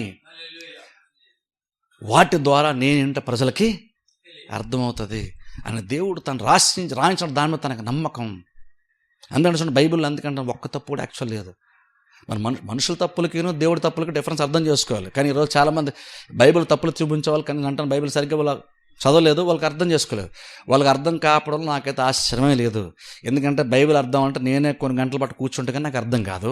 అప్పుడు బైబిల్ తప్పులు ఎత్తికేవాడికి ఏం అర్థమైపోద్ది, బైబిల్ నమ్మనోడికి ఏం అర్థమైపోద్ది. అందుకంటే అసలు అలాంటి వాళ్ళు చెప్తున్నప్పుడు అసలు వాళ్ళు చెప్పే మాట కూడా అసలు మనం వినకూడదంట నేనైతే. ఎందుకంటే వాళ్ళు కొత్తగా ఏం చెప్పరు. చాలా పాస్టర్లు ఏం పెద్ద ఇందులో చాలా పాస్టర్గా చాలా విషయాలు తెలియదు. యోబు చెప్పిందో చాలామంది తీసుకొని పెద్ద పెద్ద ప్రసంగాలు చాలామంది చేస్తారు, చాలామంది అది నమ్ముతారు, చాలామంది హల్లెలూయా కూడా దానికి చెప్తారు. కానీ దేవుడు అన్నాడు చూస్తారు, అక్కడ దేవుడు బయలుపరచుకోలేదు. దేవుడు తర్వాత బయలుపరచుకోలేమంటే, యోబు నువ్వు నీతిమంతులు అవడం, నువ్వు నన్ను తప్పు చెప్తున్నావు ఏంటి, నా గురించి తప్పుగా మాట్లాడుతుంటే అన్నాడు చూసారా. అక్కడ దేవుడు బయలుపరచుకున్నాడు తానేంటో. అది వదిలేసాం మనం. దేవుడు మాట్లాడింది వదిలేసి యోబు మాట్లాడేది మాత్రం పట్టేసుకున్నాం అందరం. ఎందుకని ఎవరు బైబిల్ సీరియస్గా స్టడీ చేయరు. ఎవరో ఏదో చెప్పారు దాన్ని మనం పట్టేసుకుంటే మనం అదే అనుకుని మనం దాని మీద వెళ్ళిపోతున్నాం. కానీ సిన్సియర్ బైబిల్ స్టడీ చేద్దాం, అందరూ చెప్తున్నారు ఎంతవరకు కరెక్టు అని తెలుసుకుందానికి ప్రయత్నించే వాళ్ళు చాలా తక్కువ. ఎందుకంటే క్రిస్టియన్స్గా మనం బైబిల్ సెంటిమెంట్గా మనకు కనెక్ట్ అవుతాం, ప్రసంగానికి సెంటిమెంట్గా కనెక్ట్ అవుతాం, కానీ దీన్ని సీరియస్గా మనం తీసుకోవట్లేదు. వాక్య బోధన సీరియస్గా తీసుకోవట్లేదు. వాక్య బోధన బోధించేవాడే కానీ, వాక్య బోధన వినేవాళ్ళే కానీ వాక్యాన్ని సీరియస్గా తీసుకొని కనుక దీన్ని కనుక ధ్యానిస్తే ఇందులో దేవుడు ఎలాంటి వాడని ఖచ్చితంగా మనుషులకు అర్థమవుతుంది. ఎందుకంటే చాలా సందర్భాలు తప్పుడు బోధలు ఎందుకు ఉంటాయంటే, నీకు అనిపించింది నువ్వు చెప్పేస్తున్నావు అంతేగాని ఇందులోంచి దేవుడు నీకేం చెప్పాలనుకుంటున్నాడు, దేవుడు ఏం చెప్తున్నాడని ఇందులోంచి దేవుడిని తెలుసుకోవడానికి, దేవుడు చెప్తే విని అర్థం చేసుకొని చెప్పుదామన్న ఆలోచించే వాళ్ళు చాలా తక్కువ మంది. ఎందుకంటే బైబిల్ వాళ్ళకి పెద్ద దీన్ని సీరియస్గా తీసుకోము. కనీసం బైబిల్ అంత విషయం ఇంపార్టెంట్ చెప్తాను చూడండి. ఒకసారి చివరి వాక్య భాగం చూద్దాం. పేతురు రాసినటువంటి మొదటి పత్రిక మొదటి అధ్యాయము. పేతురు రాసిన మొదటి పత్రిక మొదటి అధ్యాయము 10వ వచనం నేను చదువుతాను చూడండి. పేతురు రాసిన మొదటి పత్రిక మొదటి అధ్యాయం 10వ వచనం చాలా ఇంపార్టెంట్. ఇది జాగ్రత్తగా మీరు బైబిల్ ఫాలో అవ్వండి. మీకు కలుగు ఈ కృపను గూర్చి ప్రవచించిన ప్రవక్తలు, జాగ్రత్తగా గమనించండి, మీకు కలుగు ఆ కృపను గూర్చి ప్రవచించిన ప్రవక్తలు ఈ రక్షణను గూర్చి పరిశీలించుచు, ప్రవచించిన ప్రవక్తలు ఈ రక్షణ గురించి పరిశీలించవచ్చు. చూడండి, గమనంలో చదువుతున్నాను చూడండి, కావాలని. ప్రవచించిన ప్రవక్తలు ఈ రక్షణ గురించి పరిశీలించవచ్చు, తమ యందున్న క్రీస్తు ఆత్మ క్రీస్తు విషయమైన శ్రమలను గూర్చి వాటి తరువాత కలగబోవు మహిమలను గూర్చి ముందుగా సాక్ష్యం ఇచ్చినప్పుడు ఆ ఆత్మ ఏ కాలమును ఎట్టి కాలమును సూచించుచు వచ్చవో దానిని విచారించి పరిశోధించిరి. పరలోకము నుండి పంపబడిన పరిశుద్ధాత్మ వలన మీకు సువార్త ప్రకటించిన వారి ద్వారా మీకిప్పుడు తెలపబడిన ఈ సంగతుల విషయమై తమ కొరకు కాదు గాని మీ కొరకే తాము పరిచర్య చేసిన సంగతి వారికి బయలుపరచబడెను. దేవదూతులు ఈ కార్యములను తొంగి చూడగోరుచున్నారు. కొంచెం ఎక్స్ప్లెయిన్ చేస్తాను చూడండి ఒక 5 minutesలో. ఇక్కడ పేతురు మాట్లాడితే ఏం చెప్తున్నా తెలుసా? అంటే ఎగ్జాంపుల్ జస్ట్ రక్షణ గురించి చెప్తున్నాడు. రక్షణ క్రీస్తు శ్రమ గురించి మాట్లాడుతూ అంటున్నాడు. ఆ రోజున ప్రవక్తలు ప్రవచించారు, చూసారా? చూడండి, ఇక్కడ ఒక బైబిల్ ఉంది చూడండి. ఎవరు ప్రవక్తలు ఏదైతే రక్షణ గురించి సిలువ గురించి ప్రవచించారో వాళ్ళు ప్రవచించి రాసిన తర్వాత అంటే వాళ్ళే పరిశీలించి వచ్చారంట. ఏది పరిశీలించిన తర్వాత అర్థం చేసుకుని రాయడం కాదు. ఇక్కడ పేతురు అంటున్నాడు, పూర్వం ప్రవక్తలు కొన్ని సంగతులు వాళ్ళు రాసిన తర్వాత వాళ్ళు దాన్ని స్టడీ చేశారంట. అంటే ఇప్పుడు ఈరోజు బైబిల్ నువ్వు నేను ఎలా చదువుతున్నామో పేతురు ఇంతకు దేని గురించి చెప్తున్నాడు అబ్బా అని మనం స్టడీ చేస్తాం, చూసారా? అలాగనే ప్రవక్తలు ఆ రోజున వాళ్ళు రాసేసిన తర్వాతే వాళ్ళు కూడా కూర్చొని ఇంతకు అసలు దేవుడు నాకు ఏం చెప్పాడని వాళ్ళు కూడా పరిశీలన చేసే ప్రయత్నం చేశారట. ఇప్పుడు ముందే అర్థం చేసుకొని నాకు అర్థం కట్టి నేను రాస్తాను అని కాదు, రాసేసిన తర్వాత అప్పుడు ఇంతకు అసలు దేవుడు దేని గురించి మాట్లాడుతున్నాడు అని వాళ్ళు కూడా పరిశీలన చేశారంట. నేను ఒకటి రాసేసిన తర్వాత ఇంతకు నేను దేని గురించి చెప్పినా నేను పరిశీలిస్తున్న అర్థం ఏంటి? నేను చెప్పినప్పుడు లేదా నేను రాసినప్పుడు అది నా ప్రమేయంతో నా జ్ఞానంతో నా బుర్ర పెట్టి నేను రాసింది కాదు. కాబట్టే వాళ్ళు రాసిన తర్వాత వాళ్ళే మళ్ళీ తాము రాసిన పుస్తకాన్ని తిరిగేస్తూ ఎందుకు అసలు దీని మీనింగ్ ఏంటి అని వాళ్ళు కూడా పరిశీలించి వెతికే ప్రయత్నం, తెలుసుకునే ప్రయత్నం చేశారట. అదేం చెప్తుందంటే వాళ్ళు రాసినప్పుడు వాళ్ళు కూడా చాలా విషయాలు వాళ్ళు రాసిన తర్వాతే దేవుడు వెళ్ళిపోయిన తర్వాత దేవుడు చెప్పాడు, వాళ్ళు రాశారు, దేవుడు వెళ్ళిపోయిందా తప్ప వాళ్ళు కూర్చొని ఇంతకు దేవుడు దేని గురించి మాట్లాడాడు వాళ్ళు రాసిందే వాళ్ళు పరిశీలన చేశారంట. అంటే అర్థం వాళ్ళు రాసినప్పుడు వాళ్ళు కూడా చాలా విషయాలు అర్థం కాలేదని అర్థం. అందుకంటే లేఖనం అంటే ఈ బైబిల్ అటువంటిది దైవావేశం వల్ల మాత్రమే కలిగినటువంటి గ్రంథం ఇది. అందుకనే వాళ్ళు రాశారు కానీ వాళ్ళకు కూడా తెలియదు. ఇంకో ఆశ్చర్యం తెలుసు, అక్కడ చూడండి బైబిల్లో చూస్తే లాస్ట్లో చదివిన వచనం, దేవదూతలు ఈ కార్యం తొంగి చూడగోరుచున్నారట. దేవదూతలు ఈ కార్యం తొంగి చూడగోరుచున్నారు అంటే అర్థం ఏంటో తెలుసా? ఇప్పుడు ఆ రోజున ప్రవక్తలు రాశారు, వాటిని వాళ్ళు కూడా చదివి పరిశీలన తెలిసిన ప్రయత్నం చేశారు. రాసినటువంటి వాళ్ళకి చాలా విషయాలు అర్థం కాలేదు. బైబిల్ పేతురు అంటున్నాడు, అది రాసిన తర్వాత దాని గురించి పరిశీలిస్తూ కొంతమంది ఇప్పుడు నాలా ఎవరైనా బోధిస్తూ ఉంటే దేవదూతలు తొంగి చూస్తున్నారంట. మీకు అర్థమవుతుంది చెప్పేది?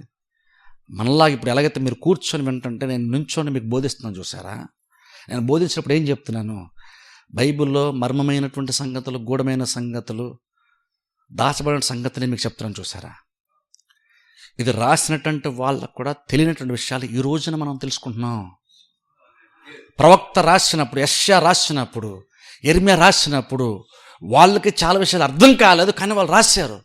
ఇప్పుడు కృపాకాలం మనం ఉన్నాం. ఇప్పుడు దేవుని యొక్క ఆత్మ ద్వారా దేవుడు చాలా విషయాలు లేఖనాలు మనకు బయలుపరుస్తున్నాడు, దాని మీనింగ్ మనకు చెప్తున్నాడు.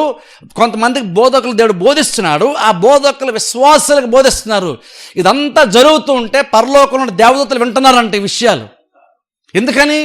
అది జరుగుతున్నప్పుడు వాళ్ళు చూస్తున్నారు, అది రాయబడుతున్నప్పుడు వాళ్ళు చూస్తున్నారు, కానీ దాని మీనింగ్ వాళ్ళకి కూడా తెలియలేదు. తెలుసా? రాసిన వాడికి తెలియదు, వాళ్ళకే తెలుస్తుంది. ఇప్పుడు అందుకేనంటే దేవుడు ఆ రోజున యెరెమయా ద్వారా రాయించాడు, యెషయా ద్వారా రాయించాడు. ఇంతకేం రాయించాడు అని ఆ విషయాల గురించి ఎవరైనా యెషయా గురించో, యెరెమయా గురించో, లేదా యేసు ప్రభు సిలువ గురించి ఎవరన్నా ప్రపంచంలో బోధిస్తూ ఉంటే సిలువ గురించి, ఇందుకు లేఖనాలు అసలు దేని గురించి మాట్లాడుతున్నాయి అని దేవదూతలు వచ్చి తొంగి చూసి వింటున్నారంట. దీని మీనింగ్ తెలుసుకోవడానికి. అది జరుగుతుండగా, కార్యం జరుగుతుండగా చూశారు పరలోకంలో ఉండి వాళ్ళు కూడా. చాలా కార్యంలో దేవదూతలకు ఇన్వాల్వ్మెంట్ కూడా ఉంది, కానీ ఫుల్గా వాళ్ళకి చాలా విషయాలు అర్థం కాలేదట. ఇప్పుడు మనలాగా ఎవరన్నా బోధిస్తుంటే అప్పుడు వాళ్ళు ఎందుకు అసలు దీని మీనింగ్ ఏంటని దేవదూతలు తొంగి చూస్తున్నారంట.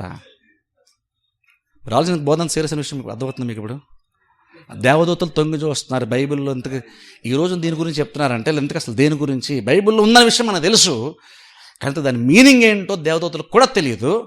ఆఫ్టర్ ఒక మనిషి, ఒక నాలంటే ఎవరో మనిషి బోధిస్తుంటే అది సరైన వాక్య బోధ అయితే దేవదూతలు విని తెలుసుకుంటున్నారంట విషయాలు. బైబిల్లో మీనింగ్ దేవదూతలు విని తెలుసుకుంటున్నారు మనిషి బోధిస్తుంటే. అంటే అర్థం ఏంటంటే ఇక్కడ బోధింపడతాడు, మీరు ఒక్కలే అంటున్నారు అనుకోకండి. మీరు ఒక్కలే కాదు, చాలా సందర్భంలో దేవదూత తెలియకపోతే నేను అనుకుంటాను దేవదూత కూడా వాక్యం వింటున్నారేమో. అంత అంత బ్రాడ్గా ఆలోచించాలి మనం. ఏదో 10 మంది కూర్చున్నారు వాక్యం వింటున్నారు, 10 మంది వచ్చారు చర్చికి, అలా చూడకండి. బైబిల్ ఎంత డెప్త్ ఉందంటే దేవదూతలు చాలా విషయాలు అర్థం కాక ఒక మనిషిని నిలబడి బోధిస్తుంటే ఆ మనిషికి దేవుడు ప్రేరేపణిచ్చి దాని మీనింగ్ ఏంటో అర్థం చెప్పి మనిషికి బయలుపరిస్తే ఆ మనిషి ప్రజల ముందు నిలబడి బోధిస్తూ ఉంటే దేవదూతలు వచ్చి ఆసక్తిగా వింటున్నారంట. ఫర్ ఎగ్జాంపుల్ సిలువు గురించి చూడండి, రేపు గుడ్ ఫ్రైడే మనం చెప్పుకున్నాం అనుకోండి. సిలువు గురించి దేవతలు కూడా పూర్తిగా అర్థం కాదు.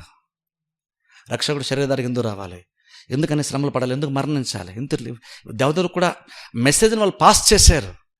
రక్షకుడు పుట్టేప్పుడు దేవదూతలు ఉన్నారు, ఆయన చనిపోయి తిరిగి వెళ్ళిపోతున్నప్పుడు సమాచారం చెప్పినప్పుడు దేవదూతల ఇన్వాల్వ్మెంట్ ఉంది. ఇన్వాల్వ్మెంట్ ఉందంటే వాళ్ళకి అన్నీ తెలుసు అనుకుంటున్నారా? పేతురు అంటున్నాడు వాళ్ళకి అన్నీ తెలియదు. ఒక మనిషి బోధిస్తుంటే దేవదూతలు కూడా తొంగి చూస్తున్నారు ఈ మర్మం ఏంటా అని. పేతురు చెప్తున్నాడు అన్నమాట. దేవదూతలు తొంగి చూస్తున్నారు. పరలోకంలో ఉన్నాడు దేవదూతలు ఎంతకారో దేవుడు ఆ కార్యం చేశాడు, దాని గురించి ఈరోజు ఇక్కడ బోధిస్తున్నారు. ఇంతకు దాని మీనింగ్ ఏంటో, యేసుప్రభు ఎందుకు ఇలా చనిపోలేదు, అది ఎందుకు ఇలా జరిగింది, ఇది ఎందుకు ఇలా జరిగింది. ఆయన దేవదూతలు సైతము ఒక మనిషి సరిగ్గా బోధిస్తే విని తెలుసుకుంటున్నారు దేవదూతలు బోధన అంతా సీరియస్గా తీసుకుంటున్నారు. కానీ చాలామంది క్రిస్టియన్స్ కానీ ఇంకా చాలామంది బోధకులు కూడా బోధన సీరియస్గా తీసుకోం మనం. అంటే బైబిల్ చాలా సీరియస్ తీసుకోవాలి. నీకు ఇది అర్థమైతే బైబిల్ మీద వాల్యూ మనకి పెరుగుతుంది. ఇది అర్థమైతే బైబిల్ అంత ప్రత్యేకమైన అర్థమైతే అప్పుడు బైబిల్ వాల్యూ పెరుగుతుంది. అప్పుడు బైబిల్ గుండెలు హత్తుకుంటాం. సెంటిమెంటల్లా కాదు హత్తుకునేది, నేను చెప్పేది సెంటిమెంటల్ కదా బైబిల్ అండి. కింద పడిపోతే అన్నీ తీసి ముద్దు పెట్టుకోవడం, కాలుతో తంతే ముద్దు పెట్టుకోవడం, ఆ సెంటిమెంట్స్ గురించి చెప్పట్లేదు.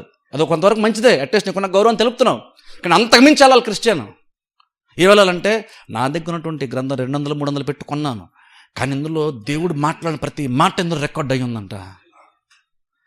ప్రతి మాట, ప్రతి పదము దేవుడు అనుకోని మనిషిని చాలా బలంగా ప్రేరేపిస్తే వాళ్ళు దీన్ని రాశారంట. ఆ రోజు దేవుడు ప్రేరేపిస్తే రాయబడిన ప్రతి పదం ఇప్పుడు నా దగ్గర అక్షరాల రూపంలో, పుస్తక రూపంలో ఇప్పుడు నా దగ్గర ఇది ఉంది. అది అర్థమైతే అప్పుడు బైబిల్ మీద ఎంత ఇంట్రెస్ట్ మనకు ఉండాలి, అప్పుడు బైబిల్ చదివేటప్పుడు ఎంత ఇంట్రెస్ట్ ఉండాలి, బైబిల్ వాక్యం బోధన పడుతున్నప్పుడు వాక్యం మీద ఎంత ఇంట్రెస్ట్ మనకు, విశ్వాసాలు మనకు ఉండాలి. ఆలోచించండి.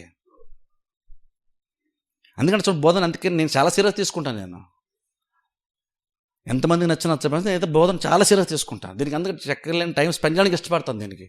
ఎందుకంటే ఇది యాక్చువల్గా ఇది నిజంగా అర్థం చేసుకుంటే జీవితానికి చాలా సాటిస్ఫాక్షన్ ఉంటుంది. కొత్త విషయం అర్థమైనందుకు కాదు, దీని ద్వారా దేవుని తెలుసుకుంటాం. చూసారా, తమ దేవుని నెరుగువారు బలం కలిగి గొప్ప కార్యాలు చేస్తారు. వాక్యం బోధింపడుతున్నప్పుడు దేవుడు ఎలా అంటాడు, నీకు వాళ్ళు వీళ్ళని చేశారు, యోబు ఏమన్నాడు, వాళ్ళు ఏమన్నారు, వీళ్ళని చేస్తారు, అది కాదు నేను చెప్పేది. నువ్వు చదువుతున్నప్పుడు దేవుని అర్థం చేసుకున్నావు అనుకో, నిజంగా నీకు దేవుడు ప్రత్యక్షపరుచుకుంటే, లేఖనాల ద్వారా బోధ ద్వారా దేవుడు తను బయలుపరుచుకుంటే, నువ్వు దేవుని అర్థం చేసుకుంటే, నువ్వు అంటాను విశ్వాసం, నువ్వు దేవుని మీద విశ్వాసం ఉంచడం పెద్ద కష్టం కాదు, నిరీక్షణ ఉంచడం పెద్ద కష్టం కాదు, దేవునిలో నమ్మకంగా కొనసాగడం పెద్ద కష్టమేమీ కాదు, ప్రార్థించడం పెద్ద కష్టమేమీ కాదు. నీకు దేవుడు ఎలాంటాడో బైబిల్ ద్వారా నీకు అర్థం చేసుకుంటే, నువ్వు దేవుని అర్థం చేసుకుంటే, లేఖనముల ద్వారా జస్ట్ 4-5 పాయింట్లు తెలుసుకోవడం కాదు నేను చెప్పేది. బైబిల్ గురించి 4-5 పాయింట్లు కాదు నేను చెప్పేది, అర్థం చేసుకోవడం గురించి. నేను దేవుణ్ణి అర్థం చేసుకుని చెప్తున్నాను. నేను ఇక్కడికి వచ్చి నిలబడి కొన్ని విషయాలు చెప్పాను, ఏదో 4-5 పాయింట్లు చెప్దామని నాకు ఆటోమేటిక్ నాకు ఇంట్రెస్ట్ లేదు. అందుకే ఇప్పుడు పాయింట్ 1, పాయింట్ 2 అని చెప్పను. అలాగా నాకు పాయింట్లో ఇంట్రెస్ట్ కాదు. ఇక్కడ నేనేం చెప్పాను అన్నది మీకు అందరికీ మైండ్లోకి వెళ్ళడం ఇంట్రెస్ట్ కాదు ఇక్కడ నాకు. అల్టిమేట్గా మనకు దేవుడు అర్థమయ్యాడా లేదా, బైబిల్ మనకు అర్థమైందా లేదా, అది ఇంపార్టెంట్ మనకి. ఇప్పుడు బైబిల్ నిజంగా ఇంతలాగా దేవుడు ప్రేరేపించి రాయించాడు, దీని వెనకాల ఇంత బలమైన కార్యం జరిగింది. వెనక దేవుడు మనుషులు అంతగా కంట్రోల్ తెచ్చుకొని దైవావేశముతో దేవుడు ఇన్స్పైర్ చేసి వాళ్ళలో కొన్ని ఊది రాయించడం అర్థమైనప్పుడు బైబిల్ చాలా సీరియస్గా తీసుకుంటాం మనం. ఇప్పుడు బోధింపడుతున్న ప్రతి బోధ ఈరోజు వింటున్నాము, వాక్యం మీరు చెప్తున్నారు, ఈ వచనం చదివారు, దీని గురించి ఏం చెప్తున్నారు, దీని మీనింగ్ ఏంటి, దేవుడు ఆ రోజు వాళ్ళు చెప్పినప్పుడు దీని మీనింగ్ యాక్చువల్ దేవుడు ఎందుకు చెప్పాడు, ఏమని చెప్పాడు, దాని మీనింగ్ తెలుసుకోవాలి. ఇంట్రెస్ట్ మనకు ఉండాలి. ఏందని చెప్పేది ఎవరో ఒక మనిషి మాట్లాడిన మాటలు చెప్పట్లేదు, దేవుడు మాట్లాడిన మాటలు చెప్తున్నాను. అప్పుడు ప్రపంచంలో అందరూ చెప్తానే వింటున్న కబుర్ల కంటే ఇది మనకి ఇంట్రెస్ట్ ఎక్కువ ఉండాలి కదా. అప్పుడు దీని ఇంపార్టెన్స్, దీనికి వాల్యూ పెరగాలి కదా అప్పుడు మనకి. అందుకనే ప్రసంగం అంత ఇంపార్టెంట్ అంటాను. నేను ప్రసంగం అందుకని సీరియస్గా తీసుకుంటాను. నేను ఇందుకు అక్కడ ఎవరో రాశారు, ఎవరో చెప్తున్నారు, అందులో నేను ఒకటి చెప్తున్నాను కాదు. బైబిల్లో దేవుడు ప్రేరేపిస్తే పొందుపరచబడింది. సింపుల్ మనకు 300కి వచ్చేస్తుంది. కానీ ఒకసారి ఊహించుకోండి, దేవుడు దైవ గ్రంథం అంటున్నాం, దేవుడు ప్రేరేపించి రాయించాడు. దేవుడు తలుచుకొని రాయించిన ప్రతి పదం నీ దగ్గర ఇప్పుడు చేతులు ఉందంటే ఎంత అదృష్టం అంటాను, ఎంత ధన్యత అంటాను. బైబిల్ని ఒక అమూల్యమైన ముత్యంలాగా మనం పరిగణించాలి కదా బైబిల్ని. అందులో వాక్యానికి అంత వాల్యూ మనం యాక్చువల్గా ఇవ్వాలి కదా. ఊరి ఏదో వస్తారండి, 4 మాటలు చెప్తారు, ఊరిని ఏదో 4 మాటలు చెప్పి వెళ్ళిపోతారండి. నా ప్రసంగం అయితే ఎవరు అలా పొరపాటున మైండ్లో అనుకోకండి. మీరు అనుకుంటే మీరు చాలా పెద్ద తప్పు చేస్తున్నట్టే. నేనైతే ఏదో 4 మాటలు చెప్పేస్తా అయిపోద్ది, గడిచిపోద్దులే అనుకున్నంత సిల్లిగా అయితే నేను వాక్యాన్ని ఎప్పుడు తీసుకోలేదు. ఇప్పుడు కొంచెం ఒకసారి నాకు తెలిసి అయితే నేను, ఎందుకంటే ఇది బైబిల్, ఇది సెంటిమెంటల్ కనెక్షన్ కాదు. ఇక్కడ దేవుడు అనుకొని రాయించిన ప్రతిదీ ఇష్టంలో బైబిల్ తీసావంటే నువ్వు ఏదైతే నీకు అర్థం కాంత చదువుతావు సరే గుర్తుపెట్టుకో, అది దేవుడు అనుకొని రాయిస్తే అది నువ్వు చదువుతున్నావు. ఊరిని ఎవడో యెషయా రాస్తే, ఎవరో ఇర్మియా రాస్తే, మంచి భక్తులు రాస్తే వచ్చింది కాదు. వాళ్ళు రాయడానికి ఇష్టపడలేదు, వాళ్ళు చెప్పడానికి ఇష్టపడలేదు, కానీ దేవుడు రాయించాడు. దేవదూతలు తొంగి చూస్తున్నారు. మనం నాలంటలు ప్రసంగం చేస్తే దీని మీనింగ్ ఏంటా అని దేవదూతలు వింటున్నారు. వాళ్ళకి ఎంత ఇంట్రెస్ట్, దేవుని అర్థం చేసుకోవాలని ఆశ వాళ్ళకి, దేవదూతలకి. దేవుడి దగ్గర ఉంటున్నారు కానీ వాళ్ళకి దేవుడి గురించి పూర్తిగా అర్థం కాలేదు. ఈ భూమి మీద మనిషి బోధిస్తుంటే వాళ్ళు తొంగి చూస్తున్నారు, వింటున్నారు, ఏం చెప్తాడా, దాని మీనింగ్ ఏమై ఉండొచ్చు అని. అంత ఇంట్రెస్ట్ దేవుని యొక్క వాక్యం దేవదూతలకు ఉంది. ఇది దేవుని యొక్క వాక్యం. దేవుడు ప్రవచిస్తే, మనుషులు ప్రేరేపించి ప్రవచిస్తే ఈ గ్రంథంగా మన చేతుల్లోనికి వచ్చింది. అందుకని బైబిల్ వాల్యూ తెలుసుకోండి. చాలామంది చెప్తున్నట్టుగా బైబిల్ ఉంది, వేరే గ్రంథాలు ఉంది, అదంతా మీరు పట్టించుకోవద్దు అంటే అసలు అన్నీ కూడా చూడడం కూడా మానండి అంటాను నేనైతే.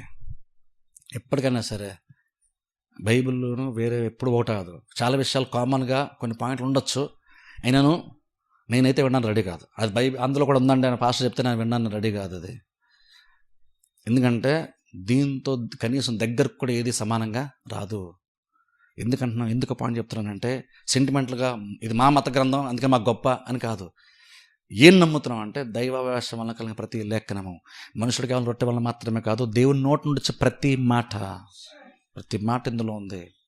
దేవుడు తలుచుకుంటేనే పదం వచ్చింది, లేదంటే పదం అక్కడ ఉండేదే కాదు. అంత బలమైనటువంటి కారణము ఈ బైబిల్కి ఉంది, చరిత్రకు ఉంది. ఈ బైబిల్కి ఉంది, అంత చరిత్ర ఉంది. అందుకని దీన్ని ఏదో బైబిల్ అంటూ ఏదో క్రిస్టియన్ రిలీజియస్ బుక్ అనుకోకండి, ఏదో క్రిస్టియన్స్ ఉన్న మతపరమైన గ్రంథం అనుకోకండి.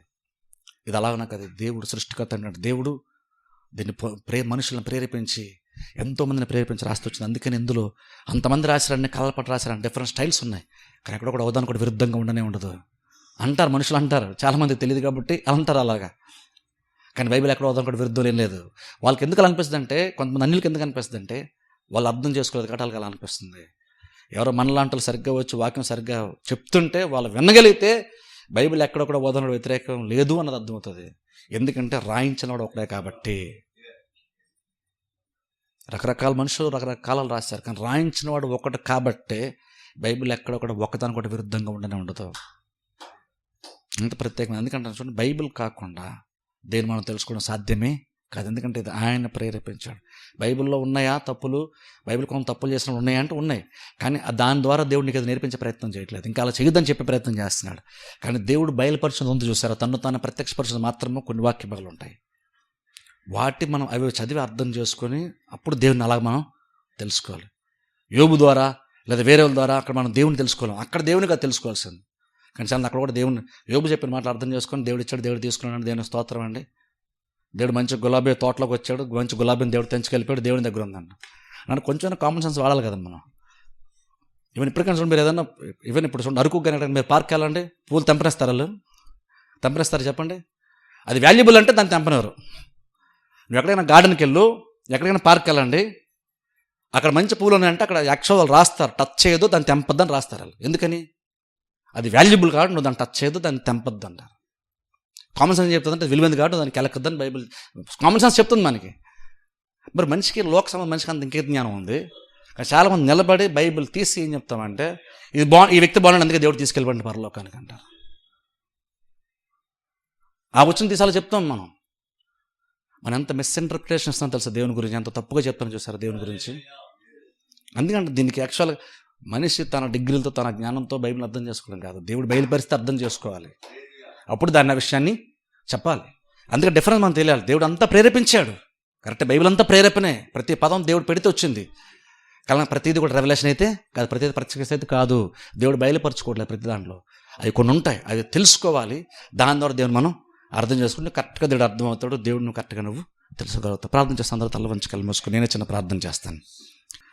మమ్మల్ని మిక్కిలిగా ప్రేమిస్తున్న మా పరమ తండ్రి, పరిశుద్ధమైన మా దేవ, నీ పరిశుద్ధమైన శ్రేష్ఠ నామం నాకు వందనములు స్తోత్రాలు చెల్లిస్తున్నాం ప్రభువా.